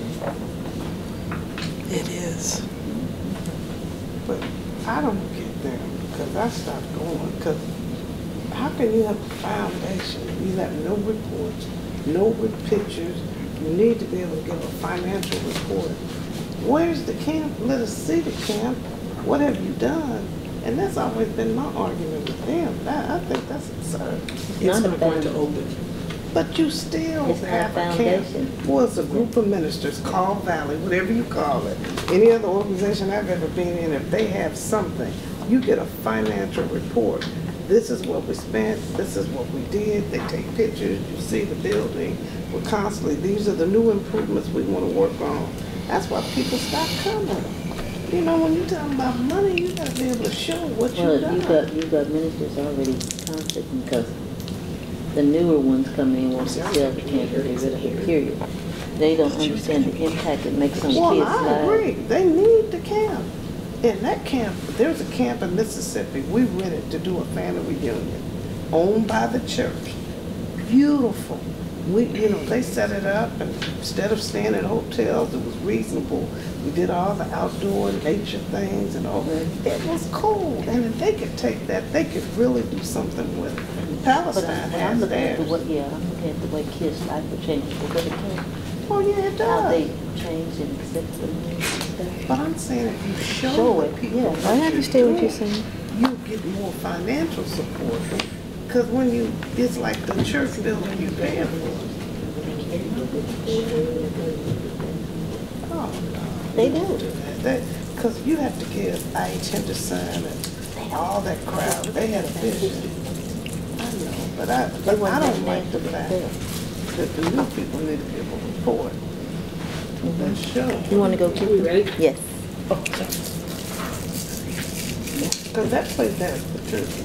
Greenwich has so much potential. Everything. Yeah, you could do some really great things. I know one thing, this is moving through quick. Yeah, if you go down there on Thursday nights, Mm-hmm. during the bonfire, and it would bring the tears as how the kids would come and cry.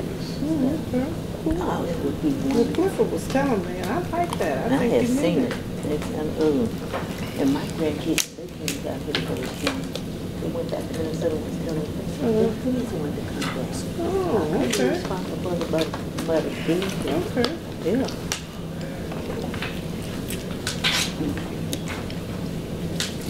Ray and Associates are next one, supposed to have it.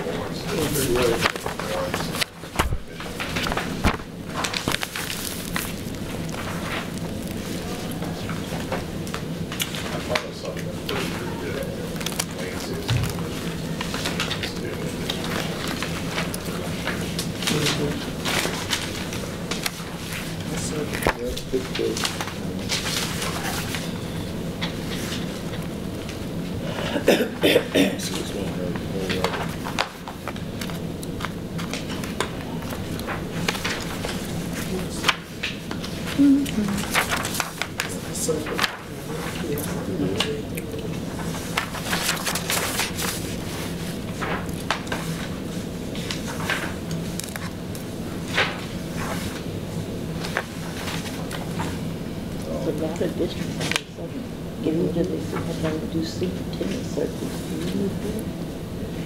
Like you said, they'll serve 2 or 3 years, jump on and go somewhere. But that's the norm in society today. We should- People don't stay. I mean, you have to change your mindset. However long they stay, go with it, go with the flow. Because these teachers don't stand. How are they any different from them? We're just all old school. You see here at this, it's not direct.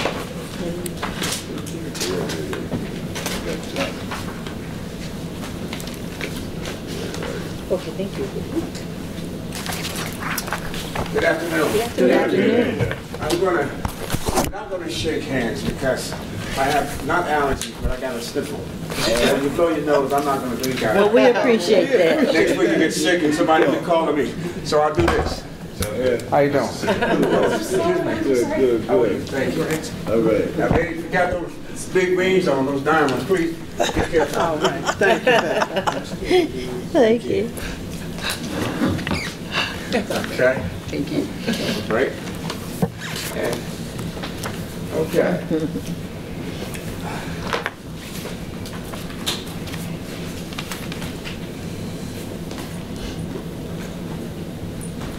All right.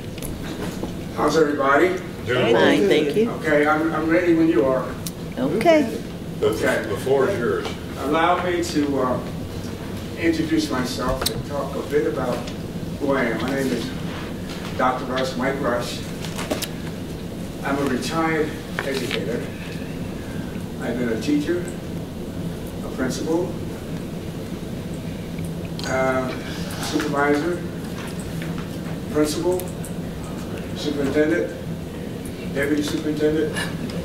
I was assistant commissioner for the state of New Jersey for 3 years, for 5 years. And I sat where you guys are sitting. The town where I lived, I spent time on the Board of Education. And the reason I did that because I wanted to become a superintendent, but I needed to know that relationship between the superintendent and the board. And I was able to learn from being a board member what to do and what not to do as board.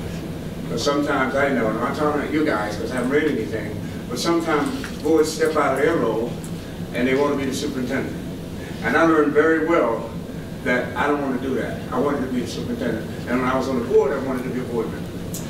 With that, I am from Ray and Associates, a national search firm that's been around since 1975. I've been with them after I retired, which is about 9.5 years. And I go with them because I like what they do. We pride ourselves on being open, honest, and transparent. We say that in reading some of the materials. I noticed that some of the things you want, the vision statement, some things you want in the superintendent, you want the person to be open, honest, and that's who we are. So I deliberately chose to work with Ray and Associates. There's several other firms out there that I could have worked with, but I decided not to. With that said, I know that I have a half hour, so if I keep talking about me and the firm, I won't be able to do what you guys want. Now, we're not sure. Sometimes we do presentations, or we do a video presentation. I'm assuming we're not because we have a half hour. Am I correct? Yes, sir. Okay, so you have a packet with some information in it, but what I want you to do is to look at, do I need to be? You can stand wherever you want. Oh, thank you. This is the one I'm going to go over because there's other documentation there. But this is the one I'm going to talk about, and that's what I'll be asking you to take a look at. By the way, I guess I've been here 4 or 5 times, to Kansas and Missouri, Kansas City. And what I liked about it, you guys, I like the barbecue. That's like being down south. I like chicken, but I like the barbecue. But we did the search for Kansas City, Missouri last year and a half ago. And I'm going to go out to dinner with the young man, the superintendent. I don't know if you know the superintendent across the river, Mark Liddell. When we go out to dinner with him, I keep in touch with him. And by the way, they think he's doing a fantastic job. Now looking at this, so what sets us apart? And go to the first page, talk about the firm. The firm has been around for a while. And if you look at the top, what we do, we go to national conferences. Matter of fact, I'll be going to school boards, national school boards in San Antonio next month. I don't know if any of you are going, but I'll certainly be there. If you're there, hopefully we can say hello. Okay? We go to AASA, that was just in February. We go to NAPSE. NAPSE is the last Alliance of Black School Educators. I told you we go to school boards. We go to ALAS.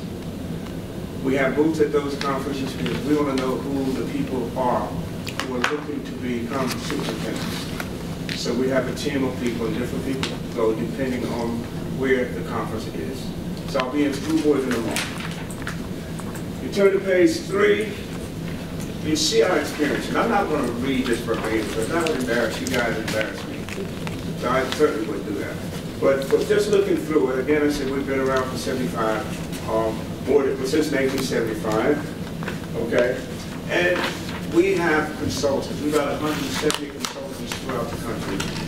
All African Americans, Latinos, Asians, white, females.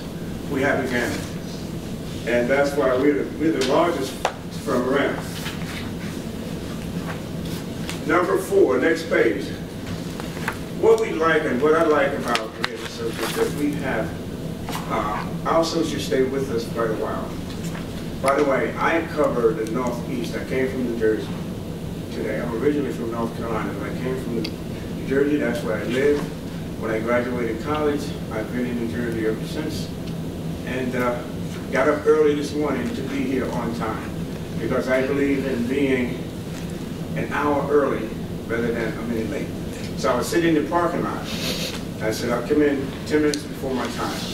And I'm glad you guys are on time. That's good. So I probably could have caught a flight back today. But of course, I don't like to rush.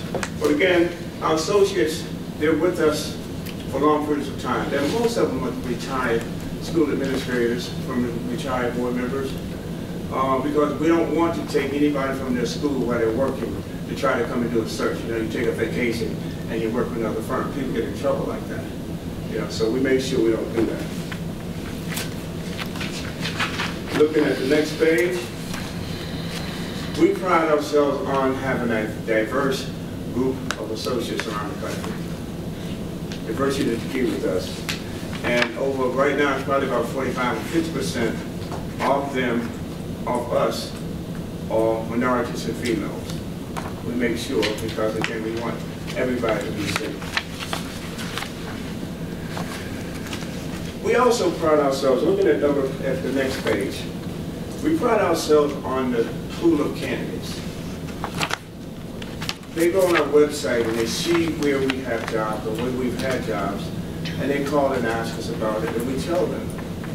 Some of the people, they were maybe finalists in another district, and then they want to come to another district.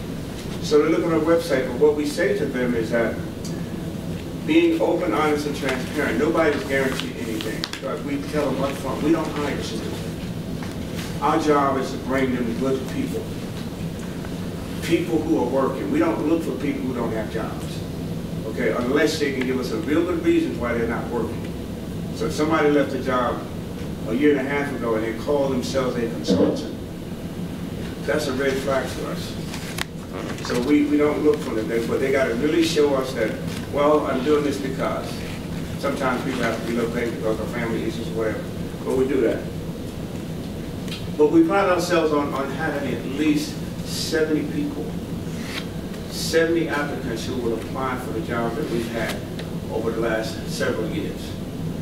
And 70 good people, not just anybody, because we vet them, we will do the background check, we do all that. We look at the success rate in the prior districts. If they were successful in the prior district, that tells us something good about them. And then we say to them. And by the way, we don't take our own people. We don't take, for example, the person across the river from you. We would strongly suggest that you don't go to another district, because we try to get our people to stay at least 6 to 8 years. 6 to 8 years. And we stay with them. As I said, I'm going to dinner with Mark tonight. I've spoken with him over the week just to say, hey man, how's it going? I also have conversations with the board member and board president over there just to ask them how it's going. Let's look at page 7.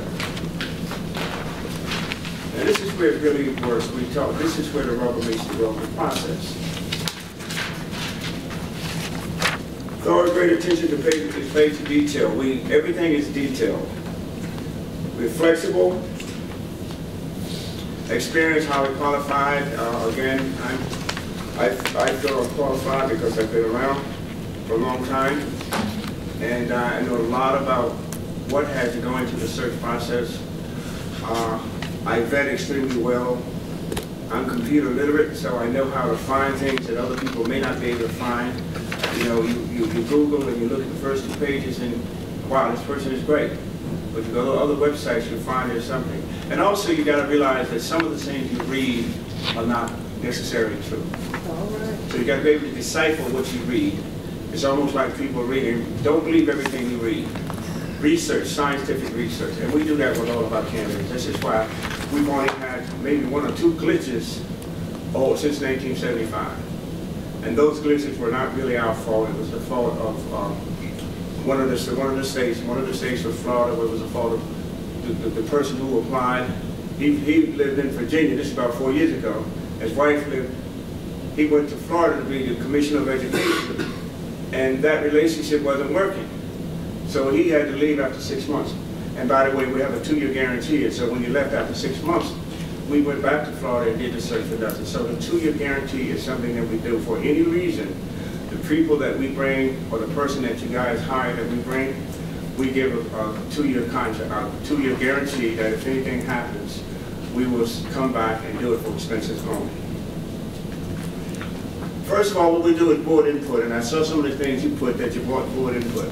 Yeah, we will interview each of you separately. Ask you about 13 questions, okay? And those questions will ask you, one has to do with, tell us the good things about the district, tell us what's good about the community, those kinds of things, okay? So we interview you first. That's the first part of the process. Turn to page 8, you can see that. And we say this is your search, not our search. So whatever you would like for us to do in terms of research, we listen to you. We do ask that one person, if the board appoints a person to be the liaison between the search consultant, we try to say I only speak to one person. That's normally the board president, or it could be the district clerk, or it could be whatever, but you guys decide that. So we'll interview individual board members. It takes about 20 minutes. We'll write that down and collate it, and we'll have the input from you. Then we talk about a timeline and compensation. Compensation, if you know what the compensation is, it's already printed, because again, we had to put it down when we did the proposal. The compensation is $25,000. That does not cover advertisement, and I think you guys know that from the proposal. And it does not cover the expenses of the consultant. If somebody had to come a distance, and stay 3 or 4 nights, which has never ever happened. We don't come to the district and stay alone. Then we have the stakeholder meetings. Any group that you guys would like for us to meet with, community groups, we strongly suggest meeting with school staff, district staff.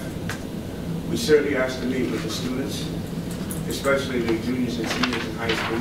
Depending on how many high schools you have, we can say we can get a total of 25 or 30 students. Because the input for students, that's number one. Some of those students may live here, may come back here, may want to stay here. So we do them, and the community organizations like the YMCA, maybe the NAACP, maybe the Lions Club, whatever clubs, whatever groups that you would like for us to meet with, we will meet with them, we'll ask all of them the same questions. Same 9 questions we ask them. And then if you wanted to have an open forum or one evening, and this happens early in the process. We notice that you want to have somebody by July 1. Which is a timeline, because normally searches kind of slow down in April, May. Because again, the person that you want to bring in, the person already working. So the person would have to give notice of his or her job, and normally it takes 60 days. And we're talking about April already, just April, by the time we get started. For example, I understand you guys make a decision next week. Make a decision next week. If it's Red Associates, we need to get on it right away so we can try to make the timeline in terms of having somebody in here. What some boards have done, by the way, if they don't meet the timeline, if you got a good person and the person got to give his or her district 60 or 90 days, because that part of the search may not be over to mid-May, and that won't cover your day mid-May or June. And so what we suggest for sometimes, and it's up to you guys, if your superintendent is already gone after June 30th, and if it happens to go to August, you may want to get an interim. That's strictly up to the board. Get an interim in there, or you can say the interim could be either a person from the district or somebody who's already retired, just to keep the ball rolling until this person can come in, depending. Now that may not be the case. Sometimes the board will let a person go in 30 days. But those are some of the things that we talk about later on. Okay? Then we talk about a timeline. We know that you want somebody by July 1, so we look at the date July 1 and work back. Okay?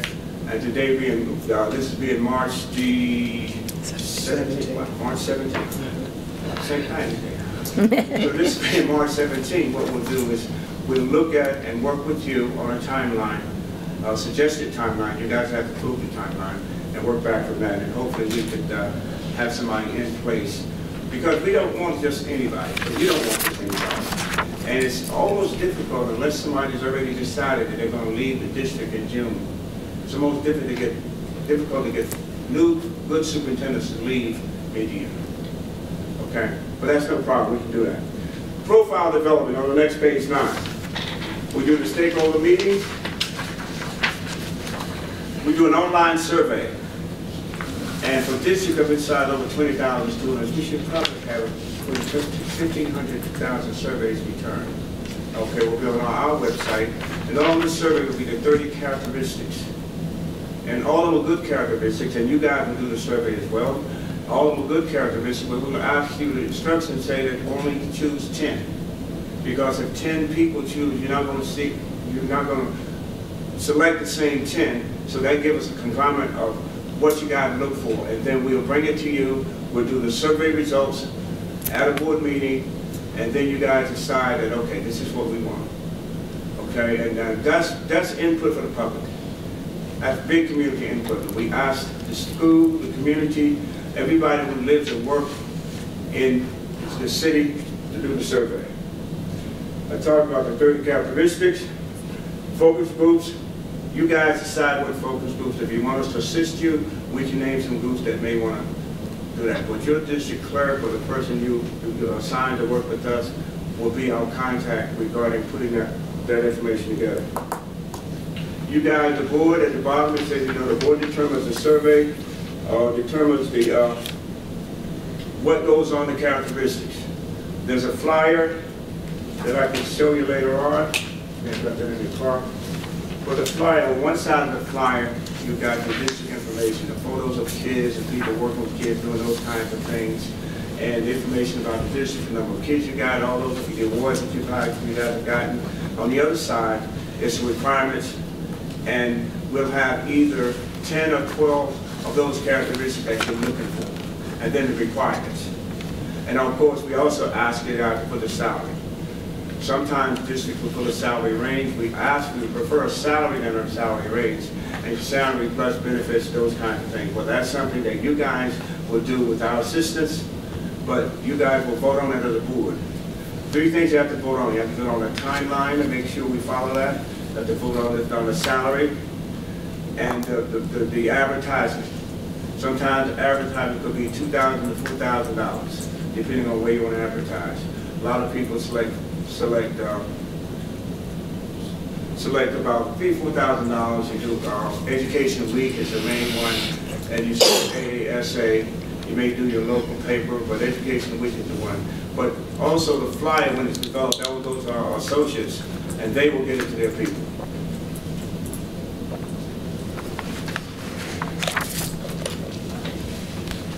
Once we develop the profile, we start the recruitment on page 10. And we aggressively recruit based on the profile, the characteristics that you guys have given us. Okay? We look for highly qualified and diverse group of candidates. Some board members, we ask them if you have a preference. Most board members tell us, we don't have a preference, we want the best person. We want the best person. And we know that where we go, the place we go, we can find there's a lot of good people out there. There's good African Americans out there, there's good white people out there, there's good Latinos out there. So you guys are going to have a choice to make. And your main job, and I know that you know, your main job is students first, is what's best for the students. What do you want our students to go away with? You want them to go to college and say, yes, I went to so-and-so high school, I went to here. So that's what we do. So the candidate we're looking for, those people we're bringing, they've been successful in their district. And our goal is to encourage them to put in an application. Because again, you know, they're going to be interviewing you as well. So it works both ways. They're going to interview you as well as you interviewing them. So they may say, wait, I don't know, I read some stuff in the paper. I'm not sure I want to come to Tennessee. Or they know some good things about this. Some people, you know, they like the sports teams here. You know, you got, I mean, the NCAAs are going on, and the Kansas is still in it. You know, so I don't know if you guys watch it, but I'm going to watch it. I'm not telling you I'm rooting for them because I'm from North Carolina. And I lived in Philadelphia, so I like to go over to North Carolina and Kansas as well. But we do that, advertise with productive venues. We do Facebook and Twitter. We advertise all over. And we'll get some good people. What we do is, again, I told you we average about 70 applicants per job. And we think that's excellent. Next page 11. Candidate pool. We screen them according to your profile that you develop. We're going to work with you to develop that profile. We will screen them to make sure they meet those characteristics, have those characteristics plus more. We do an extensive background check. This is why we pride ourselves. And if somebody has a record or somebody did some wrongdoing in the school system, we don't touch it. A couple of times people have gotten away, but we came back and we found and said, no, you can't take this person. So, but we do an extensive background check, and we will have that. The finalists, we will certainly have that, so you guys will know, you know, criminal history background, driver's license, or child, whatever those things that people get into. We will bring you 8 to 12 candidates. 8 to 12 candidates we will bring before you. So you guys can begin your interview process. You can decide, okay, I want to do 4, I want to interview for 4, first night or whatever. Or some, like you hear Saturday, some people take the entire Saturday. They start in the morning, interview 2 or 3 people, have lunch, bring lunch, have somebody cater lunch, and you stay from 8 to 5 and do 8 candidates if that's what it is. that's long, but we've had some boards decide instead of doing all of them at one day, they select 2 days, okay? Depending on where the candidates are coming from. What we do that's unique also, we do video. It's a one-way video. It's where they will go on our website, and each candidate, that 8 or 12 that we bring to you, they will have a video. You guys will be able to view the video before seeing the candidates. We have 3 basic questions we ask them. Let's give you an idea of if you want to bring those people. First of all, if it's 10 people, look at them and say, we only want to see 6 of these 10. Then we'll do that. You say, wow, they're good. I want to see 8 of the 10. Then we'll do that. But that sets us apart from most firms on the video, and it works well. As I said, look at the second to last bullet. Criminal, civil litigation, social security, sex offender, those kinds of things. That's what we do. We do that so we don't want the surprise to come. Again, no surprise. We don't want any surprise. We want you guys or somebody to read the newspapers, because you know how newspapers are. They'll come back and say, what is it? You got this person up for candidate. We found this out. Now, we don't hide anything from you, no matter who the candidate is. Board selection of candidates. Review the top candidates found. We do that, okay? You can see the video. We do what is called a matrix. And the matrix really works is where all of you, 7 of you, will, if you interview, let's say you interview 6 candidates. So at the end of that, we will ask you not to have a conversation with each other. We will do the matrix prior to any conversations that you may have. Once you've had a conversation, somebody that Ms. Drew may like, Ms. Jones may not like her, but you don't know that because the matrix will say who's going to rise to the top. This is where you look at the first candidate you interview, and the first against the second, first against the third, first against the fourth, and it really works. Board members are surprised when we do that matrix. Oh my God, I didn't hear that. And then after that, you discuss. And that's where you really find the good candidates. When you deliberate, discuss, and reach a consensus, then the matrix really works. Then you begin to select the candidates who do you want to interview based on what you see. Then we will work with you and schedule an interview. And if you want, we will assist in helping you develop the questions. A first round of questions, second round of questions. Some boards decide they want to visit the candidate's last job. That's up to you. Talk about a bit of the transition. We make sure that this transition, the person who's going to come here to be a superintendent, we go through that unique transitioning to success. And that's key. That's key. The person needs to know the city, or you have to decide if the person within a year you want them to move here or her to move here. That's your decision. Okay? And I mean, I've been here before. I mean, if they don't like barbecue, then that's on them. I'm sorry. But I would move here, but I'm not looking for a job. Yeah. But we do. If you look at that page, we do all the board meetings, roles and responsibilities. Ms. Jones. Yes. I love that. Pardon me? I love that. Okay. You love barbecue? Yeah, and you said you're not looking for a job. I thought we need to hire you. Okay, but if you look at the last page about transitioning board meetings, what we do is we started something new. And by the way, I know that some of you guys have basically been doing my homework. I know some of you, this is your first time, your first rodeo. And with a board member, it's not easy at all. You know, because you got, I mean, the job that you're going to do today, you're going to hire the person that hopefully will be in your district for the next 8 years. And so your thought process, and I always say to board, I said, you don't got to look at children first. You know, don't get hung up on your own idiosyncrasy, but look and say, what do we want for our kids? You know, I looked at your mission statement, your vision statement, it's about kids. But also, if you, I know that you have your board attorney here, sometimes board may ask us, along with the attorney, to assist in the contract. We can do that, or your attorney can do it, or we can communicate. But remember, we're not hired. The candidate is ours until you get to the contract signing, then it's yours. So we can work with you and negotiate the contract. We also will do a survey 6 months into the new person's job. Survey the board and see for information to see how the person's doing. And as I said earlier, I'm going to dinner with Mark Fidel, superintendent across the river. And contact how things going. I called the board member and said, listen, how's it going with your new superintendent? He said, oh my God, you guys, you couldn't have done any better. And then he said, where's the person that came in second? Because the person that came in second, he was good as the first person came in first. But they liked the first person better. I said, the person is so-and-so. So that's what we do. And the last page, all the factors presented today allow our firm to provide you with a Google search process.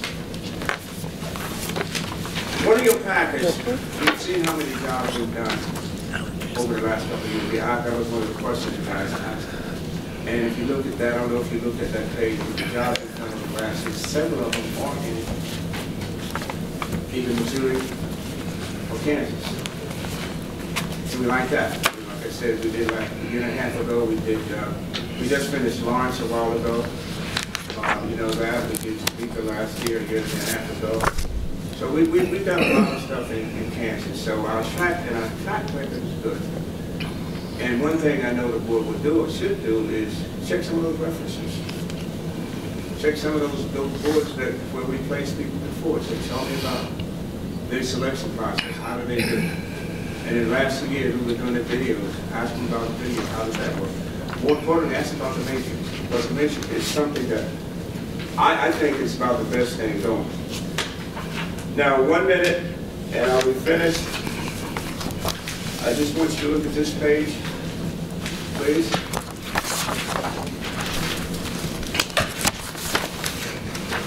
Here's some of the analysis. Why did you select over who came before you today? Okay?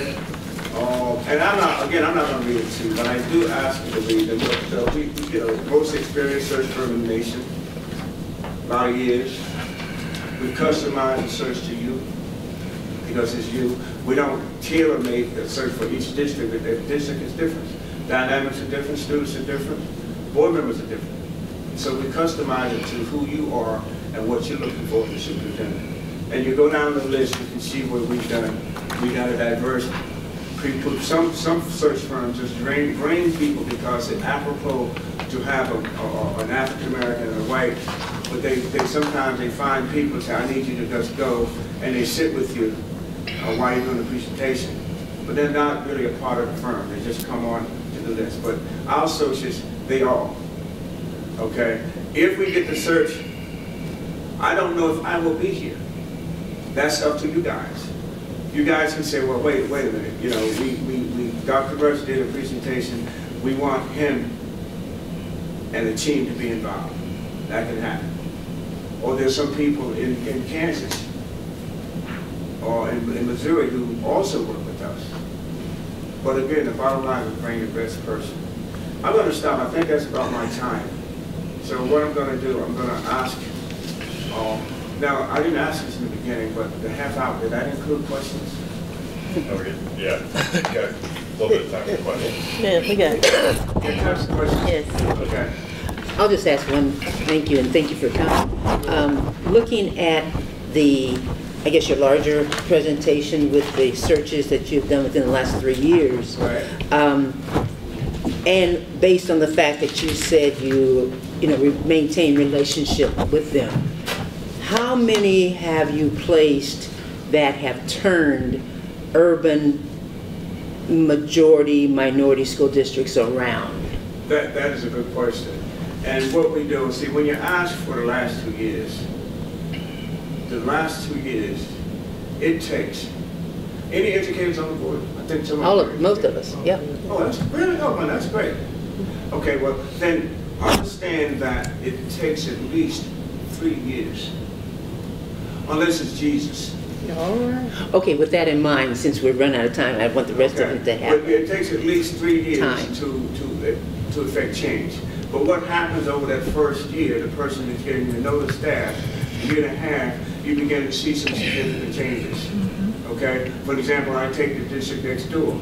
They're beginning to see some significant changes in Kansas City, over there, next door. They're beginning to see. So it's hard to tell in 2 years, but I can tell you that a person that we placed in Detroit a year and a half ago, he has already made some significant changes, because what he had to do first was change some staff, because he had staff who needed to leave. And so some people think that because somebody has a tenure or something, you can't get rid of them, but that is not true. You just have to document what you do. So that's what he did first. Then he looked at the dynamics of where kids were, and then some schools, some people believe in neighborhood schools. Well, sometimes you got the poorest people living in the poorest neighborhoods. So when those kids go to school, they have nobody to emulate. So sometimes busing may have, talk about Kansas, right? Topeka, Kansas, we're talking about busing. Sometimes busing is the best solution, because you got the kids in the neighborhood going not just to neighborhood schools, depending on the dynamics. And those are the kinds of things that the new superintendent would look at first. Where are we? How do we get here? Look at our test scores now and say in 3 years, I'm going to move this needle so everybody can see where we are. That's about the best answer I can give you for that. Thank you. Okay. Jenny, you have a question? No, he answered most of them already. Yeah, that's what I said too. Wanda? Covered everything. They did. We'd like you to come. Yeah. Pardon me? I said, we'd like you to come and interview. I didn't hear you. I'm sorry. You know, I'm probably older than all of you guys. I'm probably the oldest among you, but that my hearing. I'm sorry, I was teasing. I said I'd like for you to come and interview for the job. Oh, well, I appreciate that. But you know what? After 42, 43 years, Okay. and I'm 72 years old, I said, You're on the I other want side to of play three. golf. You're on the other side of through. Okay. Pardon me? You're on the other side of through. Thank you. Appreciate that. Harold, you have a Okay, question? yeah, I have a couple of questions. Sure. Timeline. If in fact we selected your firm, what is your timeline for starting this process? If you guys make a decision on, I think the 20th, I read that you may have a board meeting and make a decision on the 20th, okay? Then by phone, because of the timeline, I would start interviewing you guys by phone the next day. We're actually making a decision Today.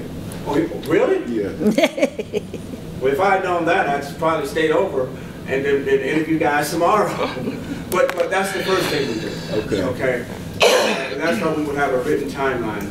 We would interview the board first, and the first thing we would also do is have your clerk, if that's the person we're going to be working with, to schedule those meetings. If you guys decide, you have to decide if you're going to have the community involved.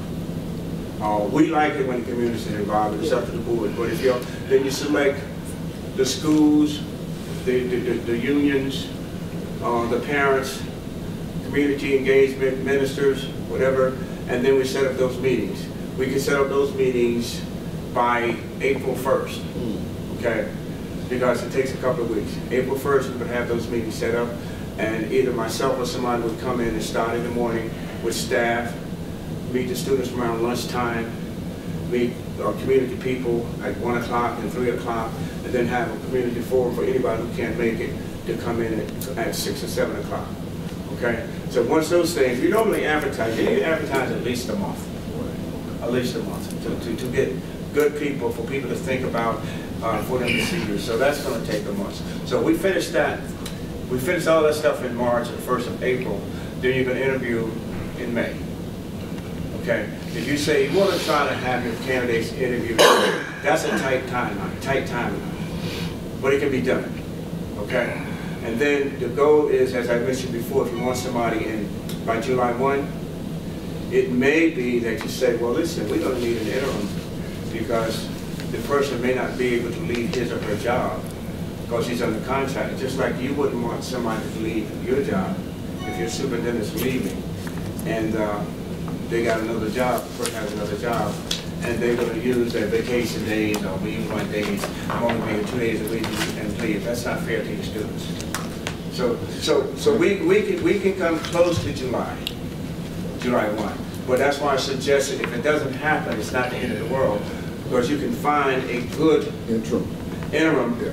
you know, so you don't have to rush yourself into, oh, wow, God, making a decision to somebody you may not want. Exactly. Because this decision should be the kind that will be lasting for at least 7 to 8 years. Thank you. Again, thank you for coming. You did explain the information in relation to the questions that you would ask us for the interview.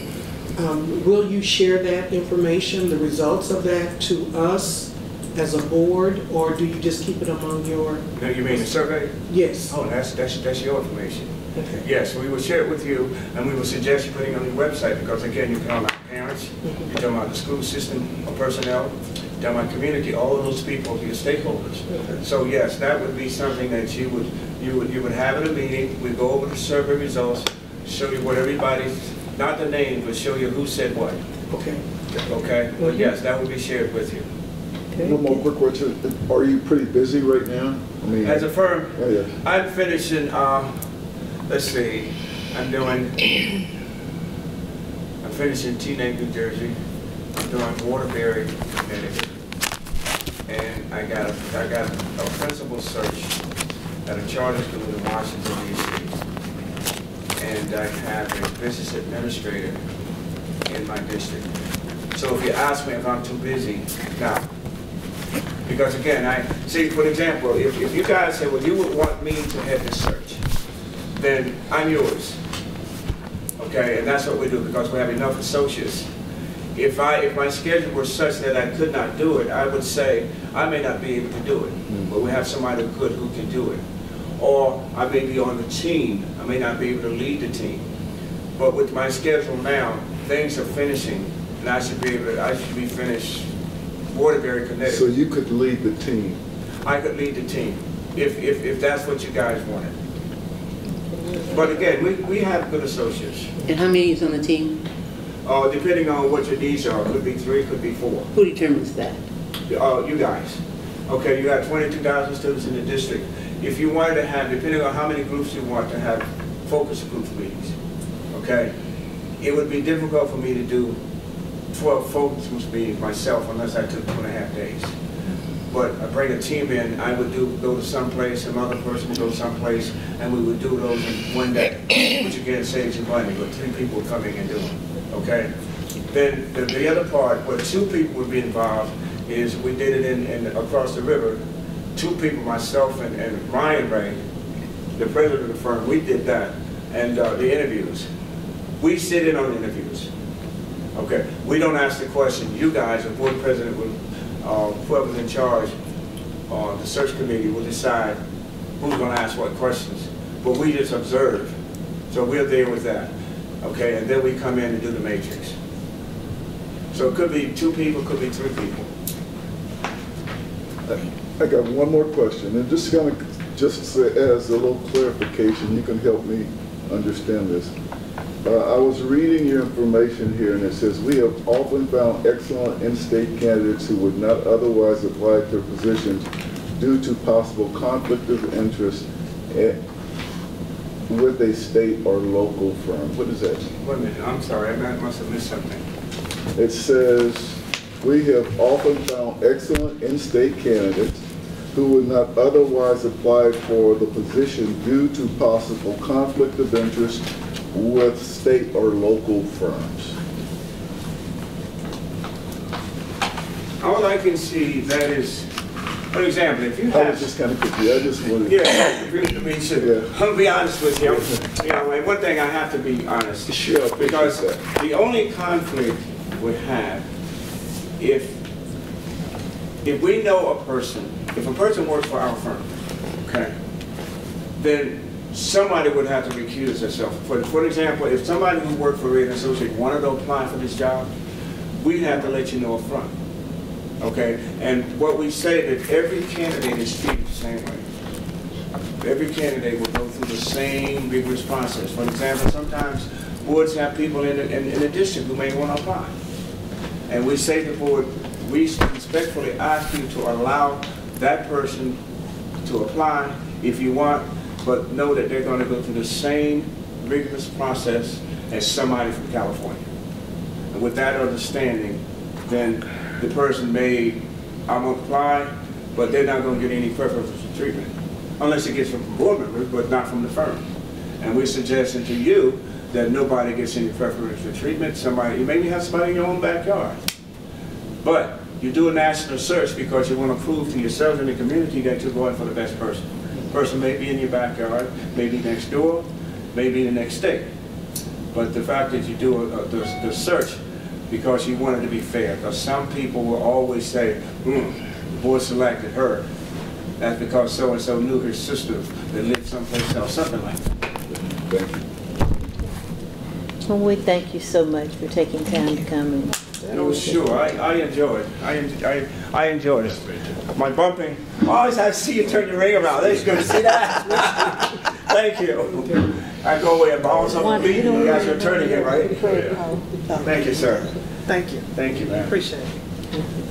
Thank you. Thank you very much. Thank you. And I don't normally bump. That's why I'm glad that no cameras, because You are big. Really? Yes. Right. But that's okay, so don't leave me. No, I can't leave you out. Thank you. Well, guys, thank you. Whatever happens, go for the best person that you think is going to make a difference in the life of kids. That's the bottom line. Yes. Thank you. There's a lot of good people out there who are the person who's going to back what you guys want and move the needle on kids, no matter where it is, as you said, Dr. Wynn. It may be at 60%, and we know 60% of anything is not good. So you look for somebody that's going to move it, raise the bar, and increase the graduation rates. Thank you. Okay. Take care, all. Thank you. And I hope to hear from you soon. 60% is not good unless you're playing baseball. Say that again. I said 60% is not good unless you're playing baseball. I'm good. I'm going to use that. Depending on what you Val, do. It's not let me good for remind kids you of out Craig there. Hall. Okay. Craig Bye-bye. Hall. Bye. Craig Hall. He does. He looks like Craig Hall to me. Well, we went over on that one. He answered all the questions we had written down. I'm like, duh.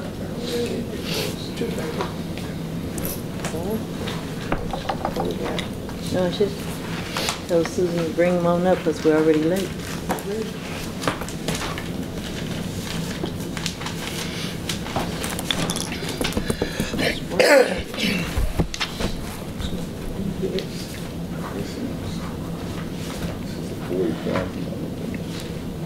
He's good. When you're good, you're good. I like that.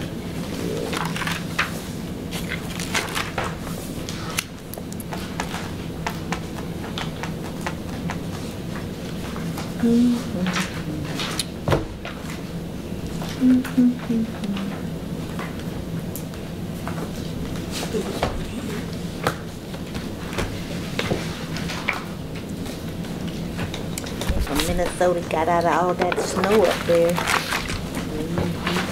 My baby's up there and all that snow.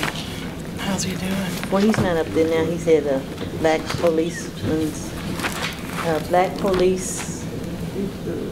Association meeting in Alabama right now. Alabama. Hopefully it doesn't snow down there. He's used to all the snow. Did you bring him up? They're ready whenever. Okay, we're ready. I said I should have told you to bring him on because we're running. Take extra steps in. I know.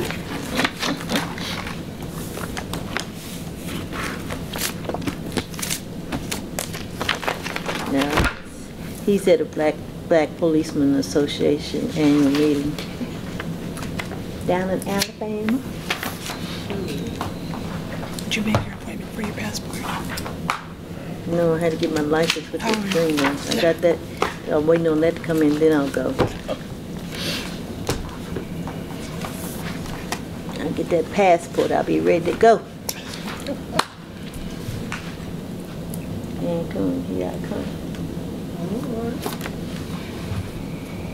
Still got good on, huh?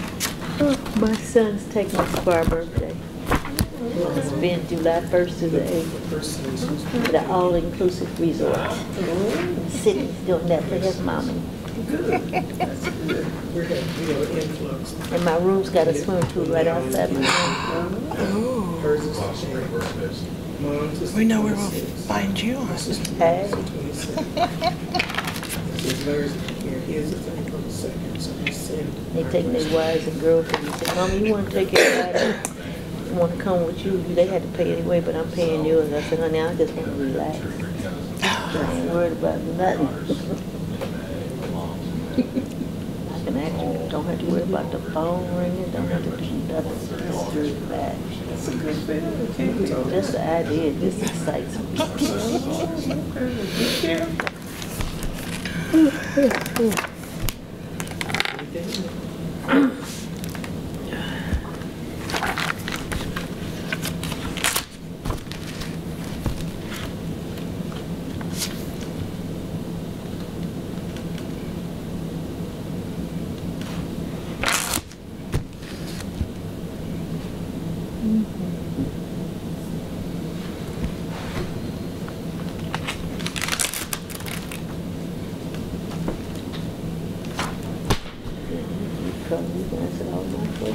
I hear you. You didn't already I answer hear them. you.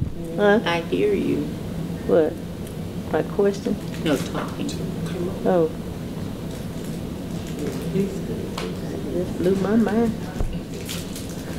1, 2, 3, 4, 5. I really can't believe none of the public showed up.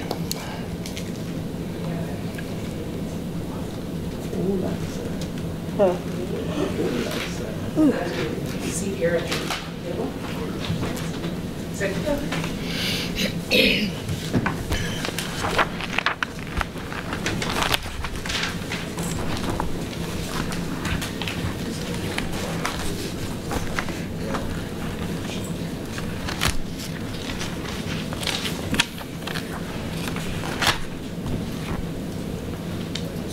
Sure.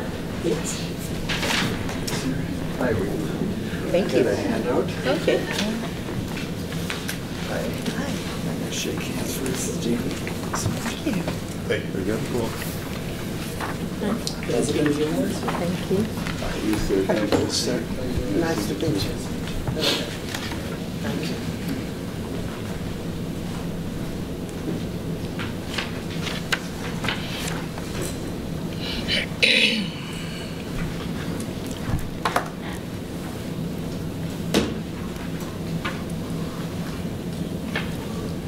Well, we thank you for coming today, and you can go on and start your presentation if you choose.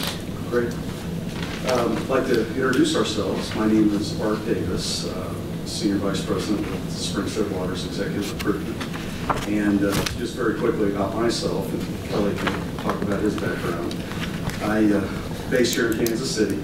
I work out of our Kansas City, Missouri office over on North Parkway. Former city manager of Lee Summit, Missouri, back in the 90s. Then I worked for the Civic Council as a deputy associate director. If you guys know about Civic Council, they've been involved in, it's a regional CEO membership organization and has been very involved in trying to improve education on both sides of the state line with school finance formula and other initiatives. And I worked on downtown revitalization and a couple of other things. But school funding was one of the areas that I worked in on both the Missouri and Kansas sides. And then, so after about 6.5 years there, I started my own consulting business called the Art Davis Group, and I worked for 10 years doing executive recruitments and strategic planning, goal setting for local governments. And 3 years ago, I started work with Springstead, and now fly all over the country doing executive recruitments primarily for local governments. And let Kelly talk about his background. Sure. Good afternoon. I'm Dr. Kelly Smith, and I spent my entire career prior to Springstead in public education, K-12 schools in Minnesota, a high school math teacher, coach, and activities director, and then business manager in the last 24 years of my career before retiring from that. That vocation was as a superintendent of schools in 4 different districts across Minnesota. In 2010, I was the state president for our Minnesota Association of School Superintendents, which was a wonderful opportunity to represent the state of Minnesota education leaders in activities across the country. Patty Hemmenover is unable to be with us today. She's another one of our colleagues who is, her previous life was as a school educator and teacher, and then a human resources background, and then superintendent in both the rural and the metro district in Minnesota. She currently is on a scheduled vacation and sends her regards, but wasn't willing to change a trip to the Bahamas to come to Kansas City today. So, but she will be one of the co-project leaders if we are selected for this, and you will meet her and see her numerous times throughout the process. A little bit about Springstead. Springstead Waters Executive Recruitment, we have really a prolific history in local government executive recruitment that's spanned 30 years. We've recruited in 40 states.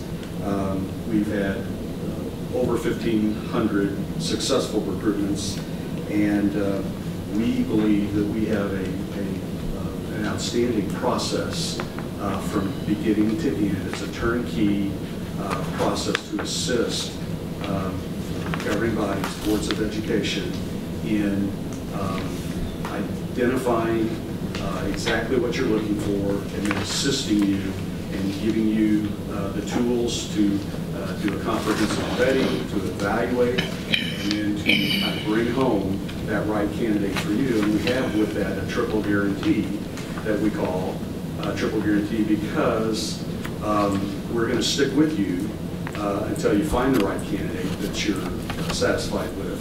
And it never fails. There's always challenges that arise through every recruitment process. And you've probably heard about other processes. People, when you get to the final stage, they will, sometimes it's just not the right match, not the right chemistry. The candidate may choose to withdraw for family reasons, or you all may decide that these are not the exact fit that we're looking for, and we're going to go back at our not to exceed cost and find that right candidate for you through the process.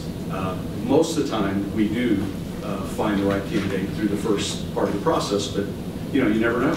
And it's, when you're dealing with human beings, you have a lot of nuances, and you all have a collective vision for what you're looking for. And so a lot of it is you all working out the process of really kind of clarifying what you're looking for as the governing body, the board. And but the one thing we're focused on is having a qualified group of candidates, and we take a lot of pride in bringing to our clients a diverse panel of candidates. And diversity has always been a focus. We're a majority woman-owned company that's based in St. Paul, and it's in our DNA. That's one of the things that we seek out, and we've been very active in a lot of professional organizations in support of what is the Black Public Administrators National Association. We've actually recruited for their done the recruitment for their executive director, or Hispanic Forum, or whatever. We've been very actively involved and attend their conferences and are on their boards as well. So that's a very high priority for us. I would also mention everybody who will be on this project team is a full-time employee. Some of us have retired from one vocation or another, but we are full-time. So it is a strong commitment to the searches that we're involved with. And as Art has said, we believe we've got a great process that's been proven over 1,500 times with successful placements across 40 different states in the United States. A little bit about the approach. I'm not going to go through line by line here, but obviously it starts with a recruitment brochure development and advertising. that starts with us being on site, meeting individually with you as board members, school district staff and employees, and as well as community members to find out what that vision for your next school leader is from the Kansas City, Kansas Public Schools. So we would be down here doing interviews on site to determine that, and that's going to help us develop that brochure. We want to make sure we're clearly identifying the characteristics, leadership qualities that you are looking for in your next leader as we put this material out, so we start attracting candidates who are going to be a good fit for your school district. Art mentioned briefly some of the organizations. It's not just putting an advertisement in the local paper, obviously, but we're going to be aggressively going to various state associations in this region, as well as nationwide, National Association of School Superintendents organization, as far as publishing the notice in those type of organizations as well. It's not just the advertisements, it's direct contact. We're going to be looking through these organizations, the contacts we have, who are those up and coming leaders, who's serving in leadership capacities on particular committees for the AASA, the National Superintendents Association, who is that next dynamic leader that has yet to take that superintendent position perhaps. So we're going to be making direct contacts, not just relying on candidates to come to us for this position. The screening of candidates really starts with our work behind the scenes, doing considerable amount of vetting, looking at social media, number of background checks, financial and beyond. We want to make sure that there's nothing that is a surprise to you as we bring people to the semifinal round of the interview process. One of the unique things that we do is the video interview. As we narrow the pool of candidates down to a select 8, 12, 15 candidates that we're going to bring to you, those individuals would do a video interview, and that is going to be recorded.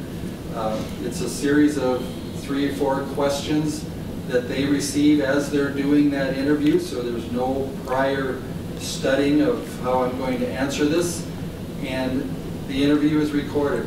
We ask them to dress as though they're at a formal interview and to respond to those questions. We believe that gives you one more piece of data to make your decision on. How quickly does this candidate think on their feet? How professional and polished are they in their answer to the following questions? And how concise?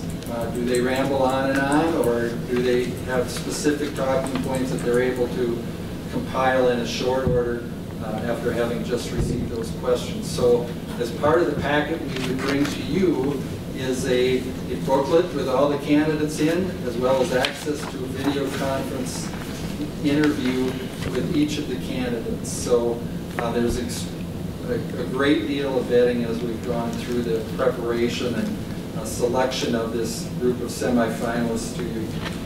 Obviously at that time you would select, and based on your preference, 3 to 5 candidates, and that always varies by search. We hate to put hard numbers on that, but depending on schedule and timing, you would select this list of finalists to come in for interviews. And during this entire process, we're doing the full background checks, criminal, civil, credit and driving records, reference checks, and academic verifications. And then the final process, the third time you would see one of us here as part of the process is that interview with those final candidates. We would help you design that interview process, work with you to develop questions that are appropriate for what you're looking for in a new candidate, and then work with you through the offering of a contract, and if desired, work with you and the candidate on finalizing that contract information as well. You know, another key vetting tool that we use is called, it's a TTI, Personality and Strengths Assessment.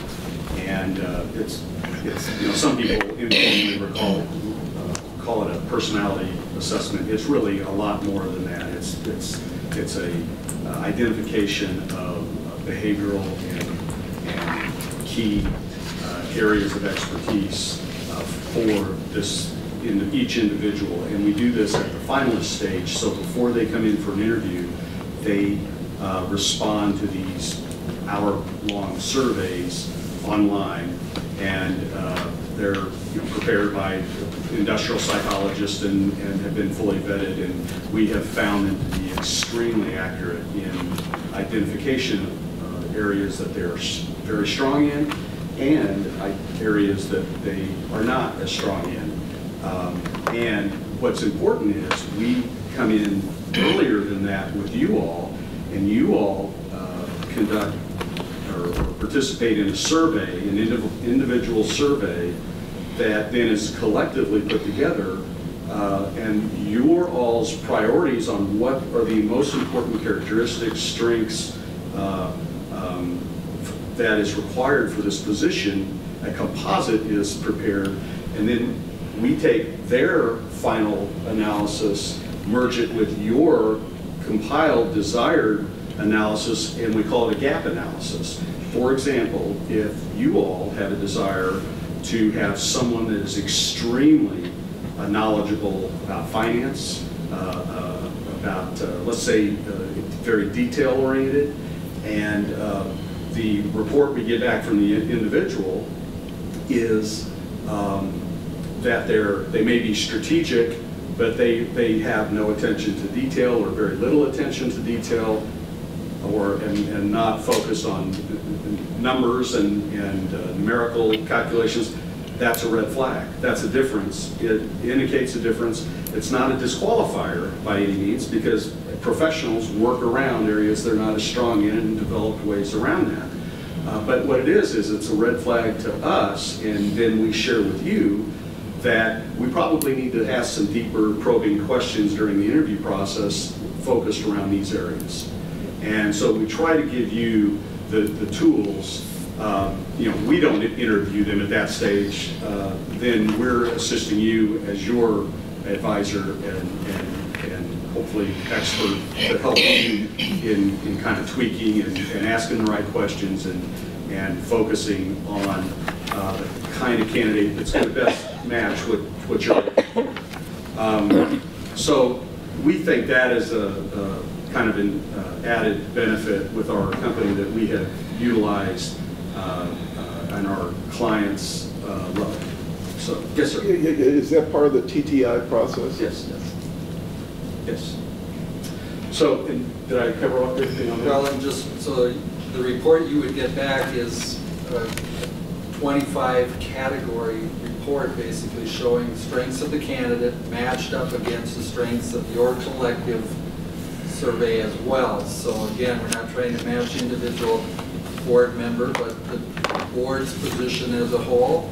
And you'll see where somebody is strongly aligned with what you're looking for in terms of your next leader, or where there are potential gaps. And obviously with 25, 26 characteristics, there's going to be some areas where people are not as important than others, and may not be. They may not be strong, but it may also not be a priority of you all. It falls to the bottom part of the list as a priority. So, but it just gives you more information and more tools to make the best possible decision you can make. And it's your decision to make. It's not ours, obviously. So, just in general terms, obviously the application process is all online, and we have our own proprietary system that helps us analyze data as it's coming in, as people are submitting that information. And confidentiality is just a critical piece of the work that we do. It's great to have a resource here in this area who is very familiar with state and local laws regarding confidentiality and what is available to be made public and at what time. As we are seeking out candidates, our integrity is on the line because not all candidates want their school boards to know that they're looking potentially at another position. And so they're putting their trust in us that we are keeping that data confidential as long as is possible. And that's something we pride ourselves in, and we'll work very hard to work with you and the candidate to ensure everything is confidential until you decide collectively that you need to present either a final candidate or several final candidates for consideration.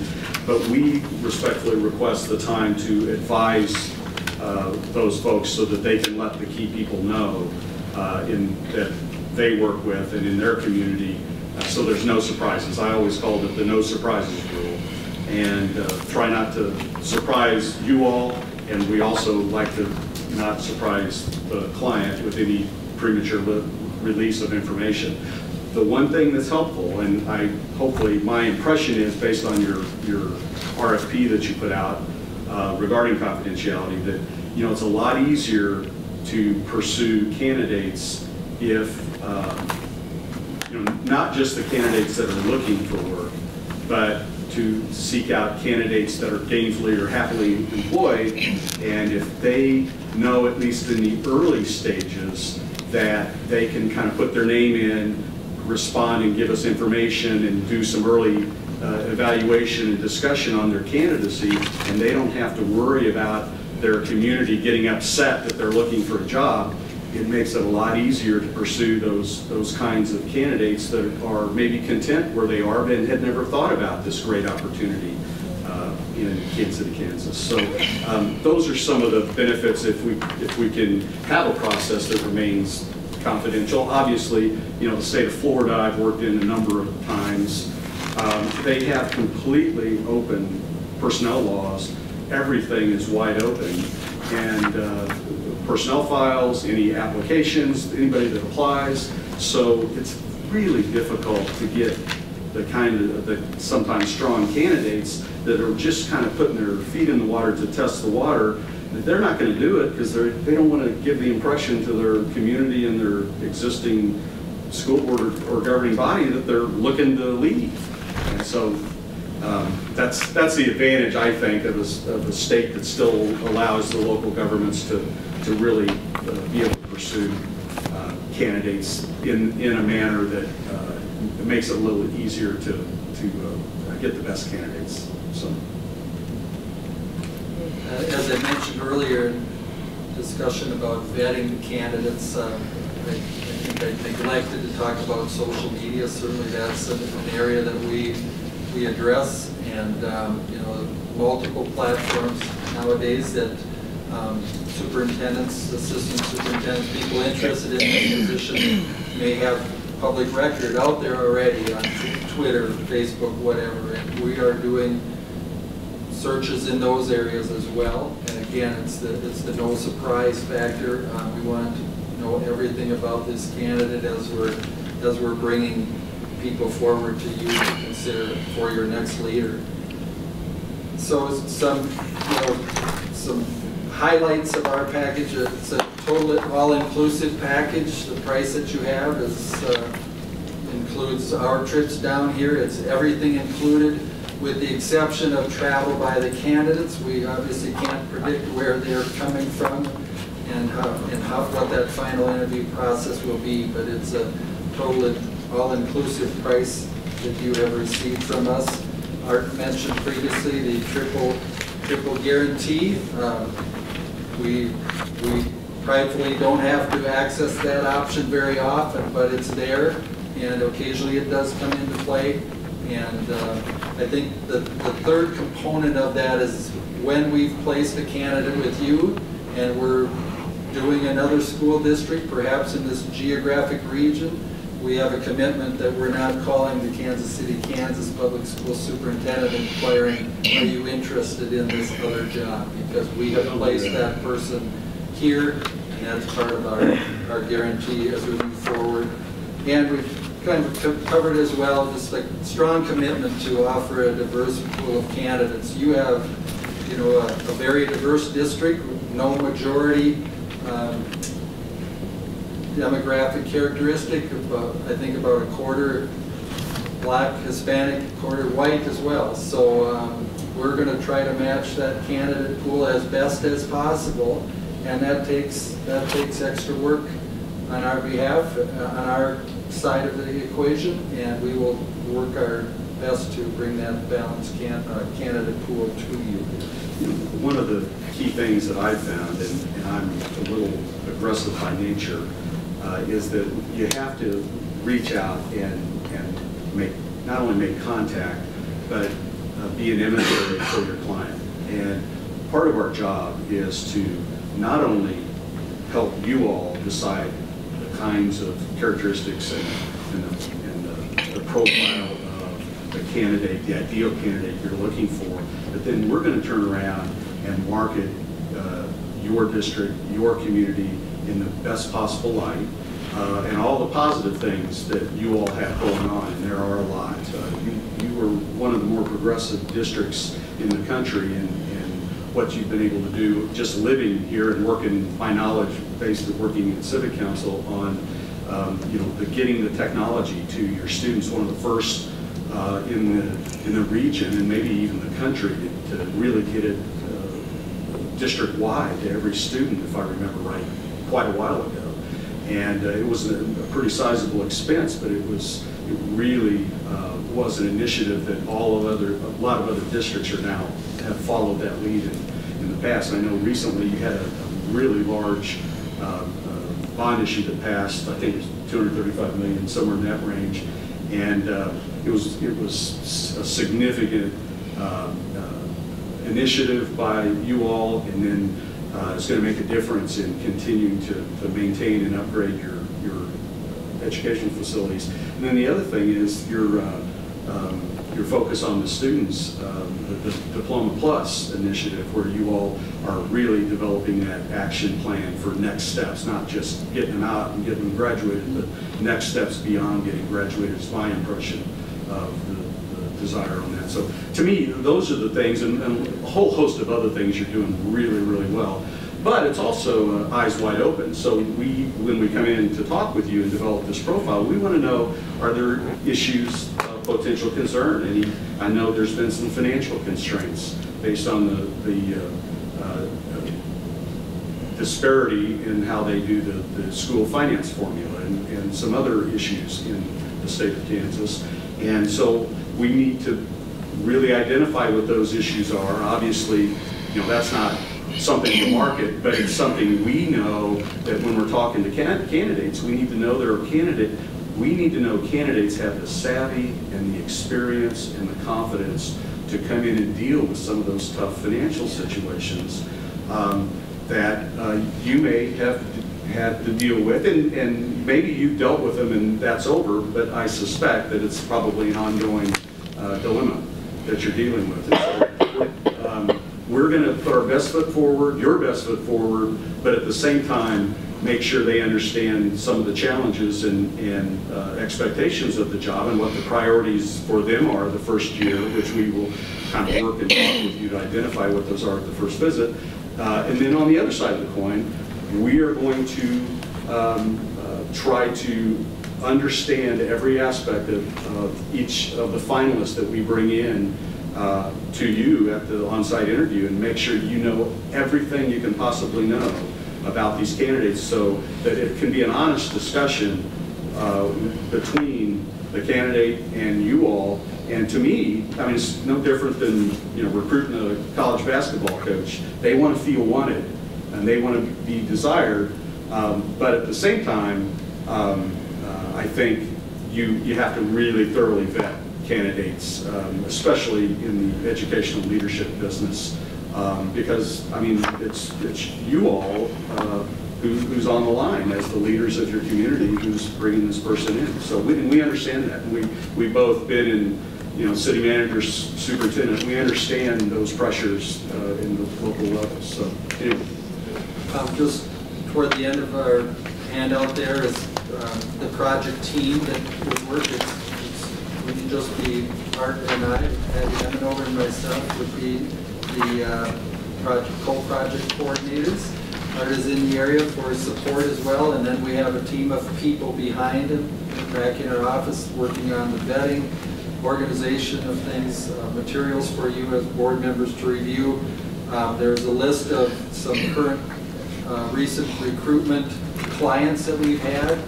I'm currently involved in a superintendent search in Minnesota, the Matamidi School District, and it's advertised right now, but we've completed the community interviews, school board interviews, just finalizing the brochure for that community. And then why should Kansas City, Kansas Public Schools select us? To summarize the items we've talked about, we have a comprehensive and structured process that's been proven through 1,500 successful searches. We are committed to your organization to do whatever it takes to make sure that we find that right fit for you. And we're not just committed, we're guaranteeing that it's that right fit because we have our triple guarantee in place. We want to be transparent and consistent in our recruitment process and updates to you as a board. While we're trying to take over this process, we're keeping you informed of what's happening. We're not trying to add extra work to your already busy schedules. We're going to handle the details, but we know that as a board you want to be up to date on what steps are we in, how is the process going, are we starting to see applicants and so forth, and we commit to doing that. And that's making good use of your time as well as ours. We try to minimize staff disruptions. It's always a busy time during a leadership hiring process. And again, we want to take the tasks on behalf of the school district so you're not having to deal with them. And finally, we have a proven history and track record of thorough and evaluation and vetting of the candidates. And that's critical in positions that are as public as a school superintendent position. And we make that message that we're going to continue to do that strong work. I probably need to open it up for questions. Yes. We don't want to run out of time. Maxine, I don't have any, thank you. good. Here. No, I don't. I have a question about terms, because in this age of, with the millennials and most of us in this room are older, and we pretty much, when we had a job, we stayed with a job. On the average, how long will most superintendents that you work with, how long do you think they would stay? Well, it depends. Yeah. The superintendent searches that we've done have stayed long careers, 8 to 10 years, and have retired from those positions. And 8 to 10 doesn't sound long, but in the world of public school superintendent, that's long tenure. So again, that's what we're doing. When we do our due diligence, we're finding that best match. So we're trying to ensure that they do last a significant amount of time. It probably also depends on what stage of their career they are. If you've got candidates that are coming from the Missouri side or Iowa or some other region of the country, and they're vested after 25 or 30 years and they're able to retire from their existing system, well, they may still be very youthful and have a number of good years left as a school superintendent, whether they've been either an assistant or a deputy or a superintendent, but they've got an opportunity to obtain a second retirement system. And that is a great way to get somebody that's even more experienced, that's been through a long career in another state to come in, and hit the ground running.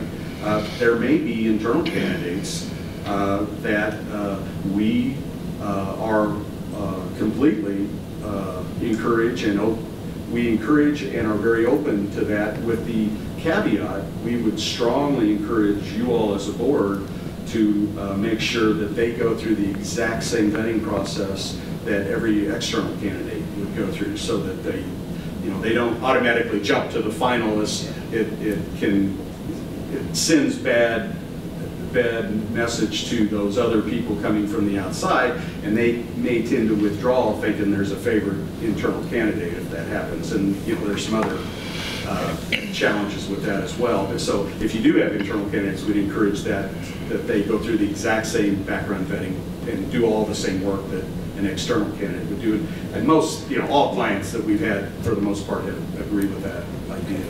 But it just depends, how long they stay based on, and how boards change. Local democracy, the board comes in, it's your right as the board to decide who you want to lead your district. And so that, to me, if you have a lot of turnover in future elections, then the stay may not be as long. If you end up with some consistent board leadership for a while, it may be longer, a more longer term for the superintendent. Just Okay, regard to timeline, do you feel that if we said we want someone in by July 1, that you could meet that deadline?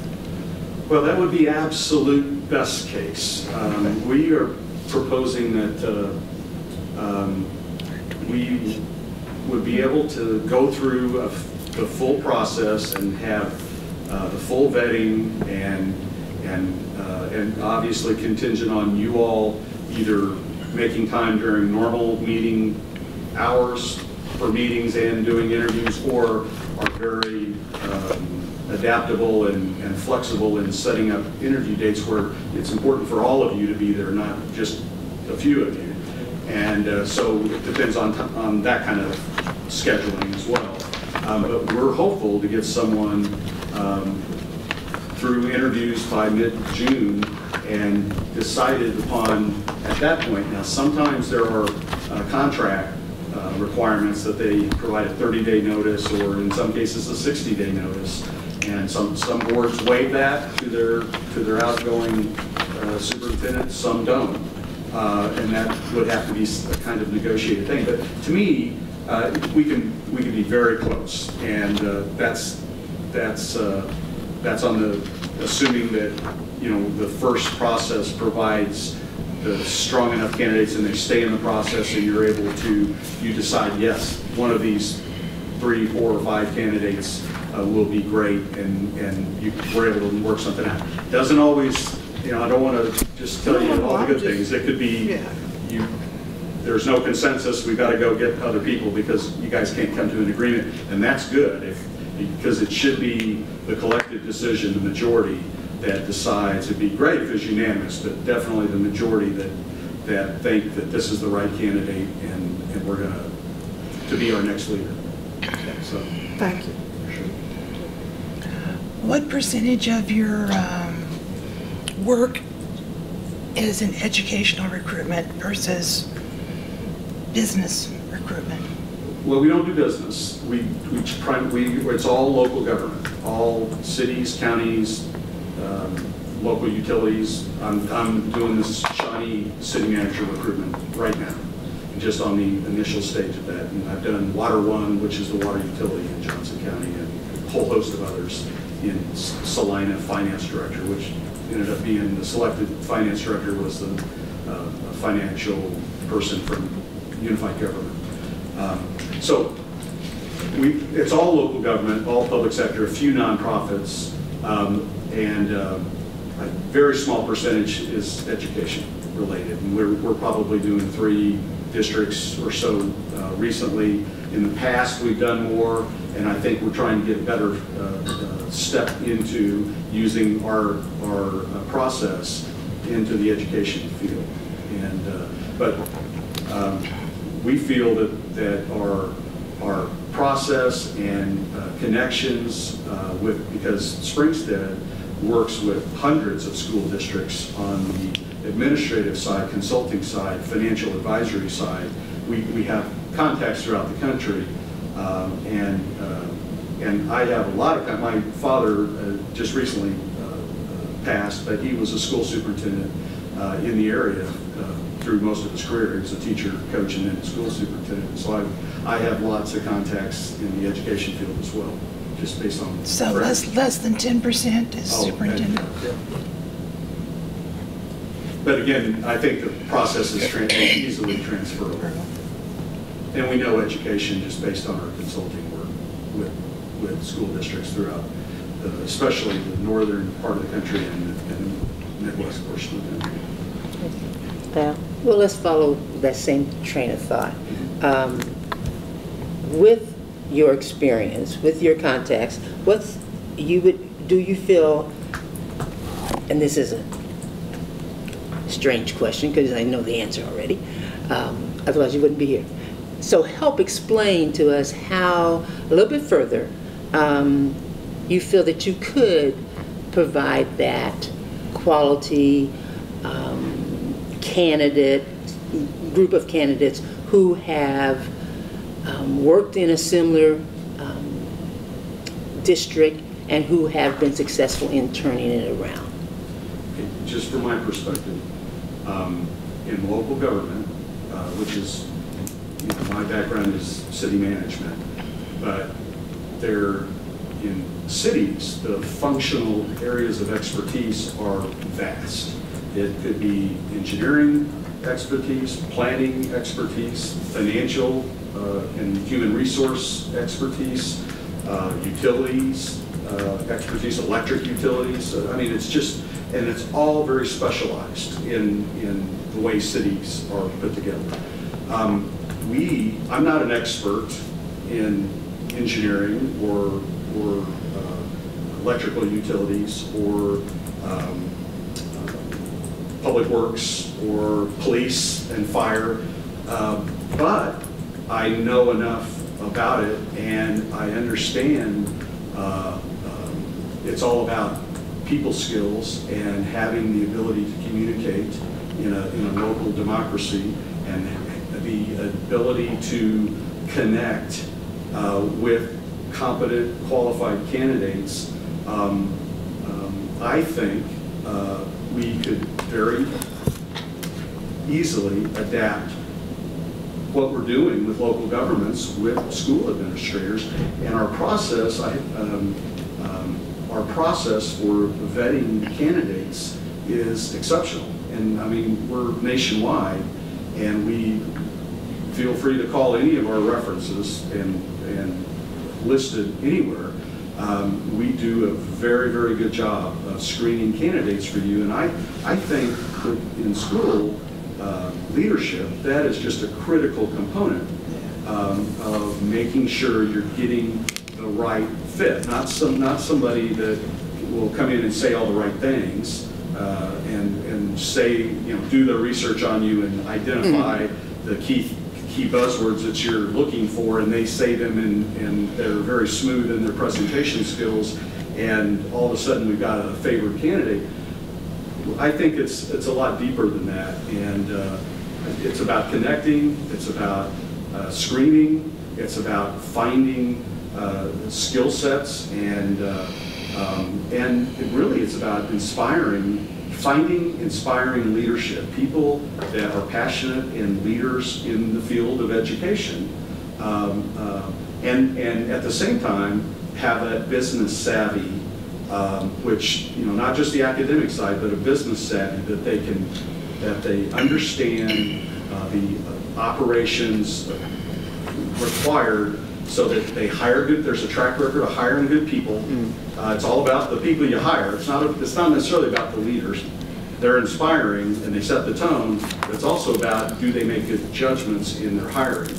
And that's all the critical components of doing a recruitment. And most importantly, it's got to be the right fit with you all. If it's not the right fit, assuming they have meet all the qualifications, and that they've got all the background and experience, and they communicate well. The communication part is usually the most difficult, but it's about is it the right fit with you all as a collective group? And to me, we're very good at making that happen. And so, would I call us a non-traditional school recruitment firm? Yes. Do we have school experience and knowledge? Yes, in local education. I've done I was asked when I was on my own, I had mentioned earlier, I had my own recruitment company, one-person firm. I was asked to do a executive recruitment for a college that was looking for a vice president of academic affairs and dean for this college of about 1,200 students. And you know what? Went in there, rolled my sleeves up. They wanted a diverse candidate pool. Called, started contacting the traditional African American Black universities in the South, started calling Hispanic related schools, started putting together names and of those that met the qualifications and the experience that they were looking for, brought together a strong, diverse group of candidates, 10 semifinalists that they brought in to interview for this college. And so I believe, maybe naively, that we can recruit anyone for any position in local government, and I consider schools local government, and do a really effective, strong job of putting your best foot forward for marketing the community and the organization, and helping you all kind of facilitate the identification of the skill set and the kinds of individuals that you're looking for to lead your organization. I think we can do that. Thank you. Okay. Yeah, I have one quick question. Okay. Okay. Hypothetically, if we run out of time in trying to identify a superintendent, would your firm provide us with any assistance in coming up with an interim? Well, I mean, we're going to try to assist you in any way we can. We have not done that before, but we will work to make that happen. So are you saying that if we weren't, let's say we had to identify kind of a second round of candidates and we were able to have those interviews set and decided upon by in early August, that would necessarily be too late, and you're going to have to last with an interim through the entire year? Well, okay. As I understand it, we have to have a superintendent in place by July 1. Okay. You can't just have an interim in there. Yeah, and for the short term. Well, shortly after, say for instance, hypothetically, we don't have anybody by the time by July 1. And we need to have somebody in place, and we haven't identified a candidate. Is that something, how would we go about identifying, I mean, would you just help? For an interim? Yeah, just for an interim. Well, it's not something we typically develop a fee structure for, but we would help you do that just as part of your consulting firm to make this work. Yes. Okay, if we did identify a candidate, interim candidate, would we still retain your would that still be within the framework of our agreement? We would keep working with you until you found the ideal. Okay, that's permanent replacement. Okay, correct. And just a note on that. You know, it really depends on, are you looking for a 1 month, 2 month bridge interim, or has the process, started all over again? So maybe you're looking for someone to come in a year. We would work with the Kansas Area School Board Association, school administrators. There are people out there who do that after maybe retired. Yeah. And that's not at all typical when a search, for whatever reason, is not able to come to completion by July 1 when you need a licensed superintendent. So yeah, we would work with you, and in the background, we're still working to get that permanent replacement. Thank you. Next question. Well, we thank you for taking time to come up and Thank you very much. present to us. We'd be honored to work with you and for you. Thank you. Thanks again. I did have one summary handout I will give here to Sharon.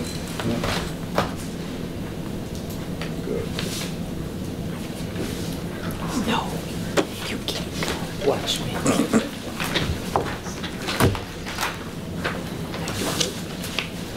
Take hers off.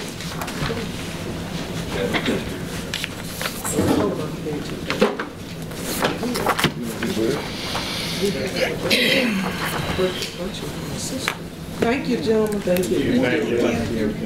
Yeah, she had polio when she was 3. Is it Maryland? Her name is Loretta. Dallas. He should, that guy really did look like Craig Hall. When he walked in, I'm like, whoa. He looked like flashback. So we try to make sure we do everything to support. Didn't look like Craig, like he'd been in the family. Where is she? Older? Is she the oldest? No, she's a year and a half younger. Huh? She's married with 2 children. 2 grands. I'm the Is James the oldest? No, I have a sister named Dorothy. She's a year older. Okay. So it's Dorothy, James, Myself, you, Loretta. Loretta. She's a Live year in older. Larry? No, Maryland. Maryland, then Larry. Larry's Then the Larry. baby. No, I'm sorry, Larry, then Maryland. You're Okay. right. You're right. Larry's the youngest boy. And it's 4 girls and 2 boys.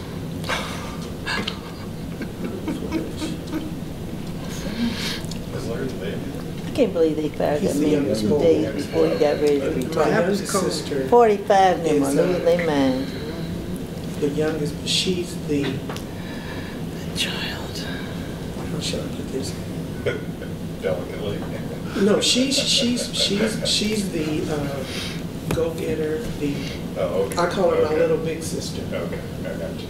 Because she's financially gun-ho, and matter of fact, she works for Florida Heritage Colleges. She's a regional vice president with their company. And so she's coordinating. Anytime we do anything, we check in with her first. Kaylee wants a ride home from Oak Park. She's looking to relocate to Connecticut to run some business there. She's a money getter. She likes the money. Going to Florida to Connecticut.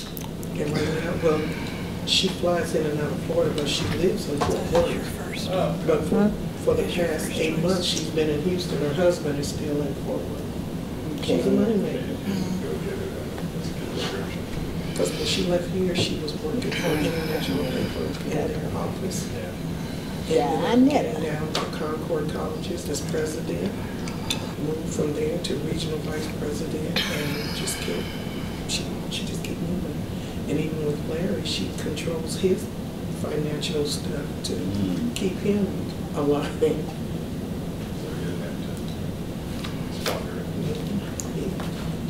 She's definitely a mover and a shaker.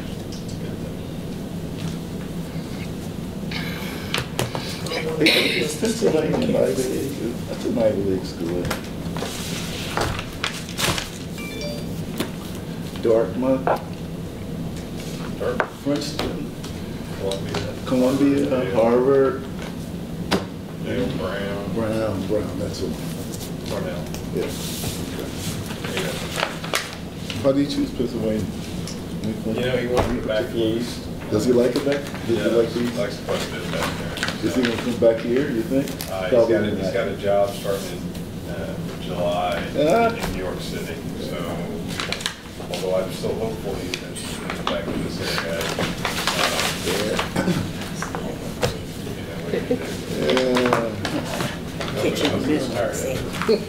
How old is he?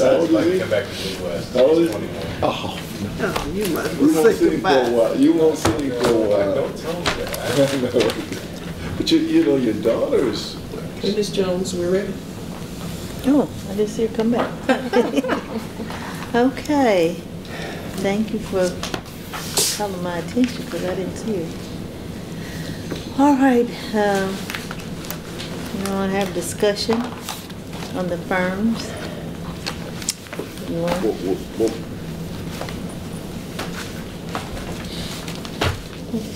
Still here?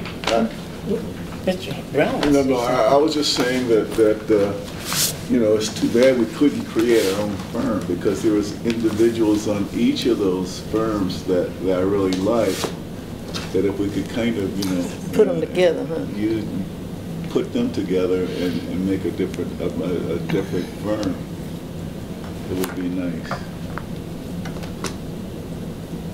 So like a couple of people.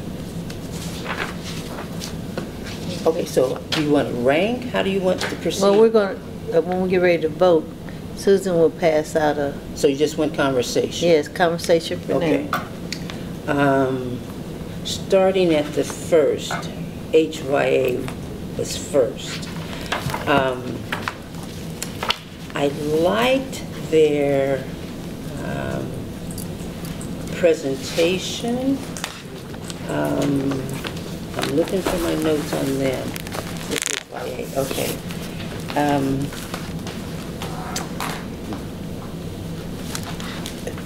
They are familiar with the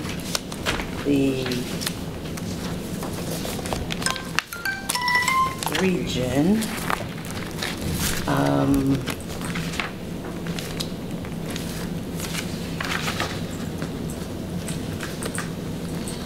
I felt that they had been coached a little bit in their comments, and I don't have any evidence about coaching.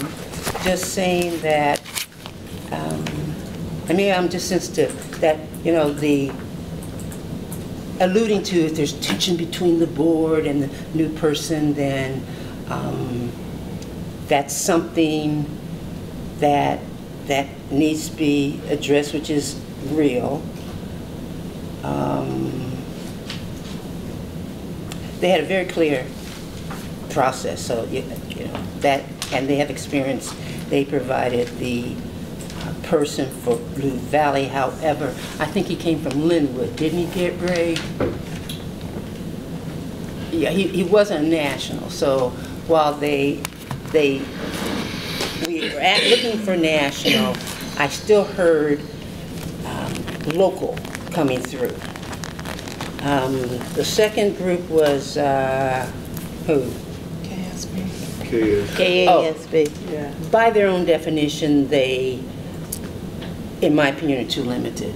I agree with you. That's what I thought. They were very limited in how much they would. But that's by definition. That, you know, if you only are in Kansas, that you, and out of 286 school districts, Kansas, there are only 2 that are urban, and that's Wichita and Kansas City. And they had no experience. The third one, Ray and Associates.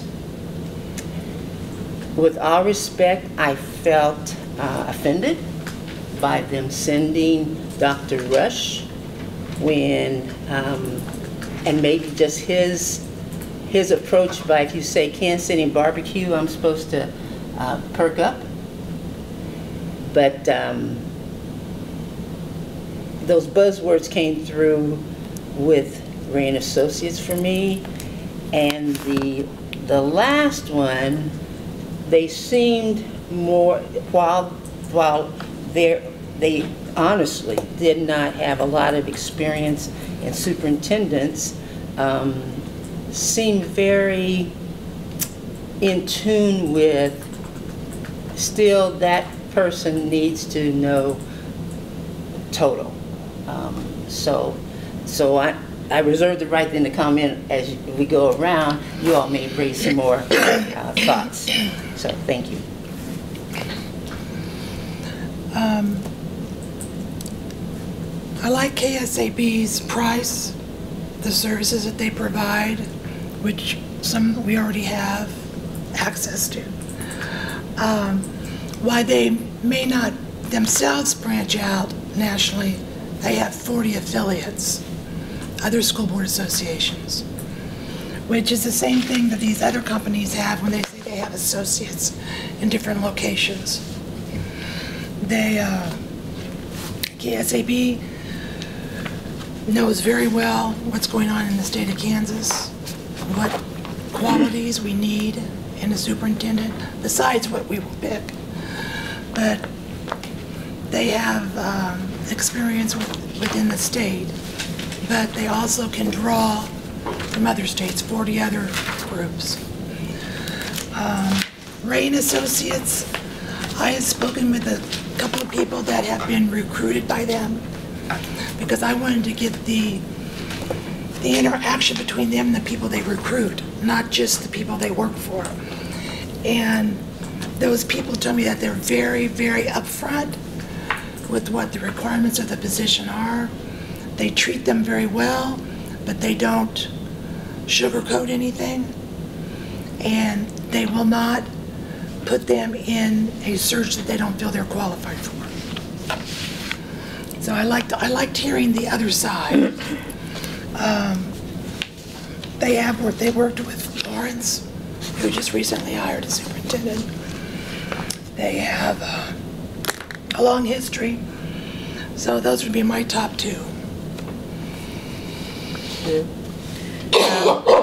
I also, because I serve on the executive board of KSAB, I know how they go out and do searches, and it's not just limited to Kansas City. Like you said, they go to other states and put their request out like they said. So it's just because they usually do searches, they only do searches for the state of Kansas, but they go out recruiting outside of Kansas, not just Kansas. And I know the work that they do and have seen the work that they have done in the past. And Ray Association, I was really impressed with the numbers. They said the years that the people stay around is usually 6 to 8 years or 8 to 10 years, where we know, as Wanda said, these people nowadays go somewhere and stay 2 or 3 years and they're gone on or another path on their career climbing higher. And I was impressed by that. And the last ones, I was kind of concerned because they hadn't done many school searches, superintendent searches. So I was kind of worried about that.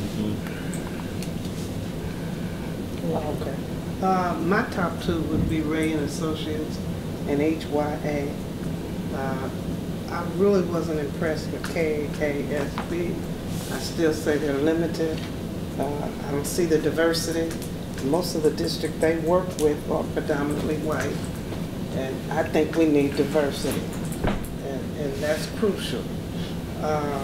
The Springstead water people, true, they didn't mostly work with school districts, but I felt they could do it. They wouldn't be my top two, would be third on my list, but I felt the other two were better. Here.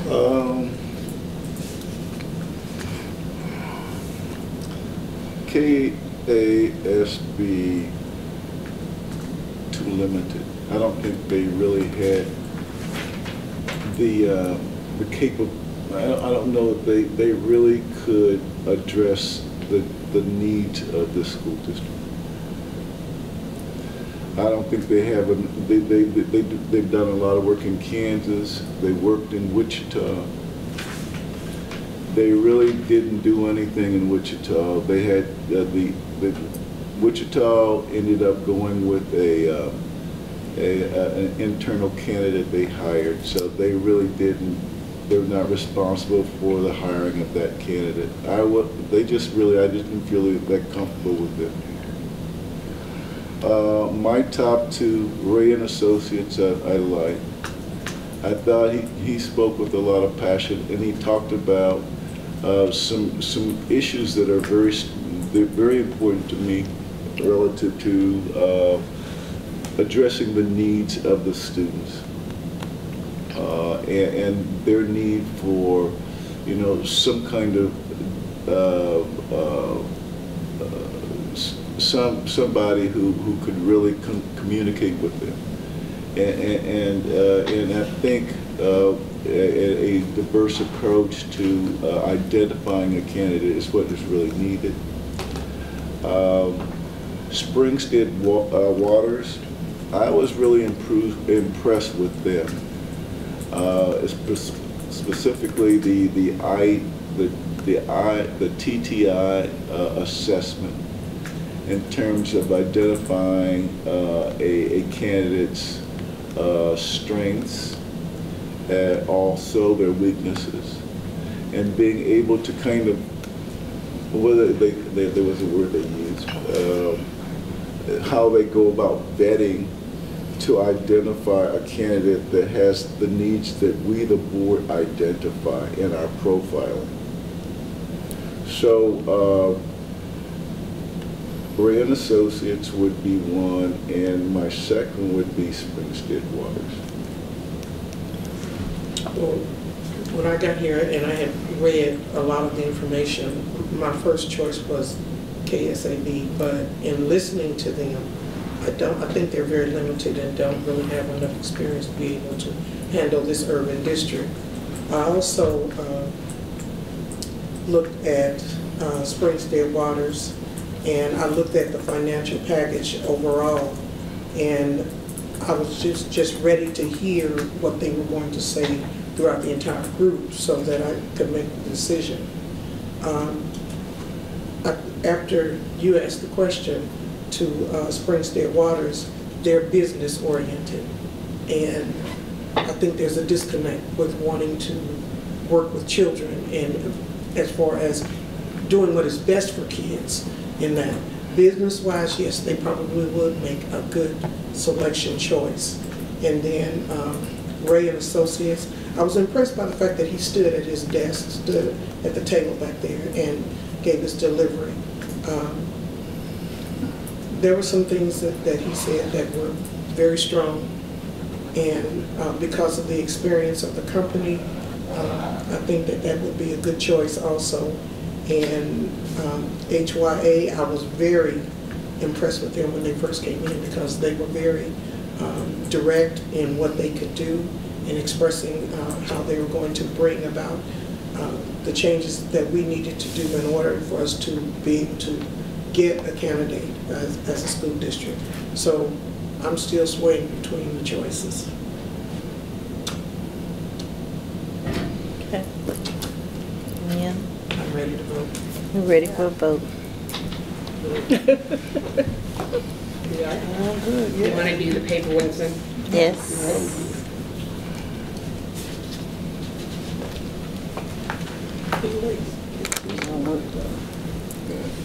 I use my purple ink. Oh, you don't want to waste your purple ink. Sorry.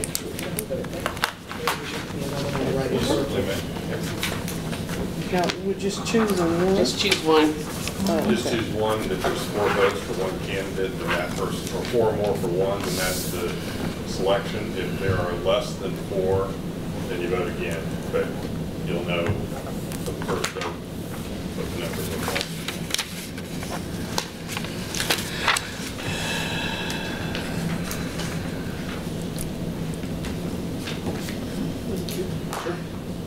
Wake up. Oh, I'm here. I could smell my steak. Smelling pretty good, Steak? man. Yeah, you said dinner. Well, Oh, now, wait a no, minute. no, I'm going to pass tonight for one reason. That's my son's still in town. But we'll figure a date when we'll take everybody out. Man, as they said in the movie, man. We're going to do that, but Yeah, Greg's a very good host. I just realized Stacy never showed up. I thought she was coming. Ready? Come in with her kid. Okay. Maxine Drew, Ray and Associates. Carol Brown, Ray and Associates. Wanda Page, Ray and Associates. Brenda Jones, Ray and Associates. Janie Humphreys, Ray and Associates. Valdina Wynn, Springstead Waters. Guess we're done. All right, thank you. You need a motion? No, it's decided already. Thank you so much. We have upcoming events. Of course, we all know we have a board meeting. The listening tour will be Monday. Wyandotte, just a reminder, from 6 to 8. And we have a board of education meeting here the following day. Any other thing that needs to come before the board? Just a question, you will be there Monday? Yeah. Okay, so do we, do we play your tape? No. it's up to guys. Well, we don't have to because you. I haven't seen the tape, I don't know. Well, Yeah, it's totally up to you guys. I mean, it's your guys listening to it. I mean, you're there, so we don't have to take the time from the public to look at your beautiful face. That ain't enough. Well, Saturday, remember? She wasn't here. I wasn't there, I had to do a tape to We're welcome doing the a people conflict on there. Saturday, so they played the tape for introducing herself. I haven't seen it, so Yeah, did it have the kids? get a copy. Yeah, the kids, it was good. Was the kids, I don't know. It's how- nicely made. Nicely We'll made. play the tape, though. I don't have to say it's that. not. How long was Take it? the time. Too long. I asked one question, because people say they're coming, and I had called to see, as a backup, the recital room is not real big, and you don't want people cramped in there. If we had a backup plan, and I was told we did, which would be the gym. Oh, there's other areas, but as I was talking Oh, to okay. Melissa, and you might like come up too, they'll be all set up to do the YouTube and recording, so we probably can't move. Yeah, because it's So, up online. You can view it online. You know, I think the recital hall will probably hold 100, 125, I think. Yeah. No, not when we had the board meeting, we were jammed. So That was with tables and stuff. we can, I mean, we don't have to use the recital hall. We can do the cafeteria probably.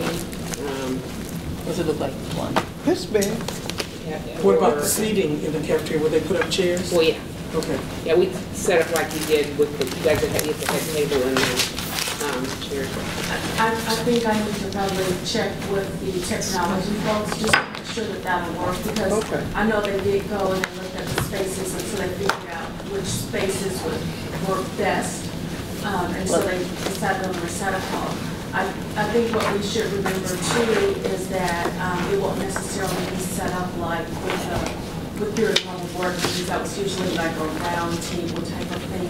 You would have the long table going across where you all would be sitting in front, so we could use some of that space for chairs. But we could always check tomorrow as to what capacity, how many seats we can get in there, and then email back and see if that works. And then, you know, we can always talk with the technology folks too. But I know they had gone to look. So once we're in a space, it'll be very hard because we'll lose the YouTube live because they would have to reset everything up all over again. If we were just simply just moving, then there would be no problem with that. Okay. Let me find out capacity and see how many chairs we can get in the room and see what we can do and see if that works for you all. Okay. Check that. So how many approximately was there Saturday? I can't give you a number, but I think about 8 to 10 maybe spoke. Some folks were in the room who didn't want to talk. There was staff there as well. And it's not relevant There was because 8 that were No, I not just asked. staff. no, but it's not relevant because there was, you know, you've had great, congratulations on the publicity.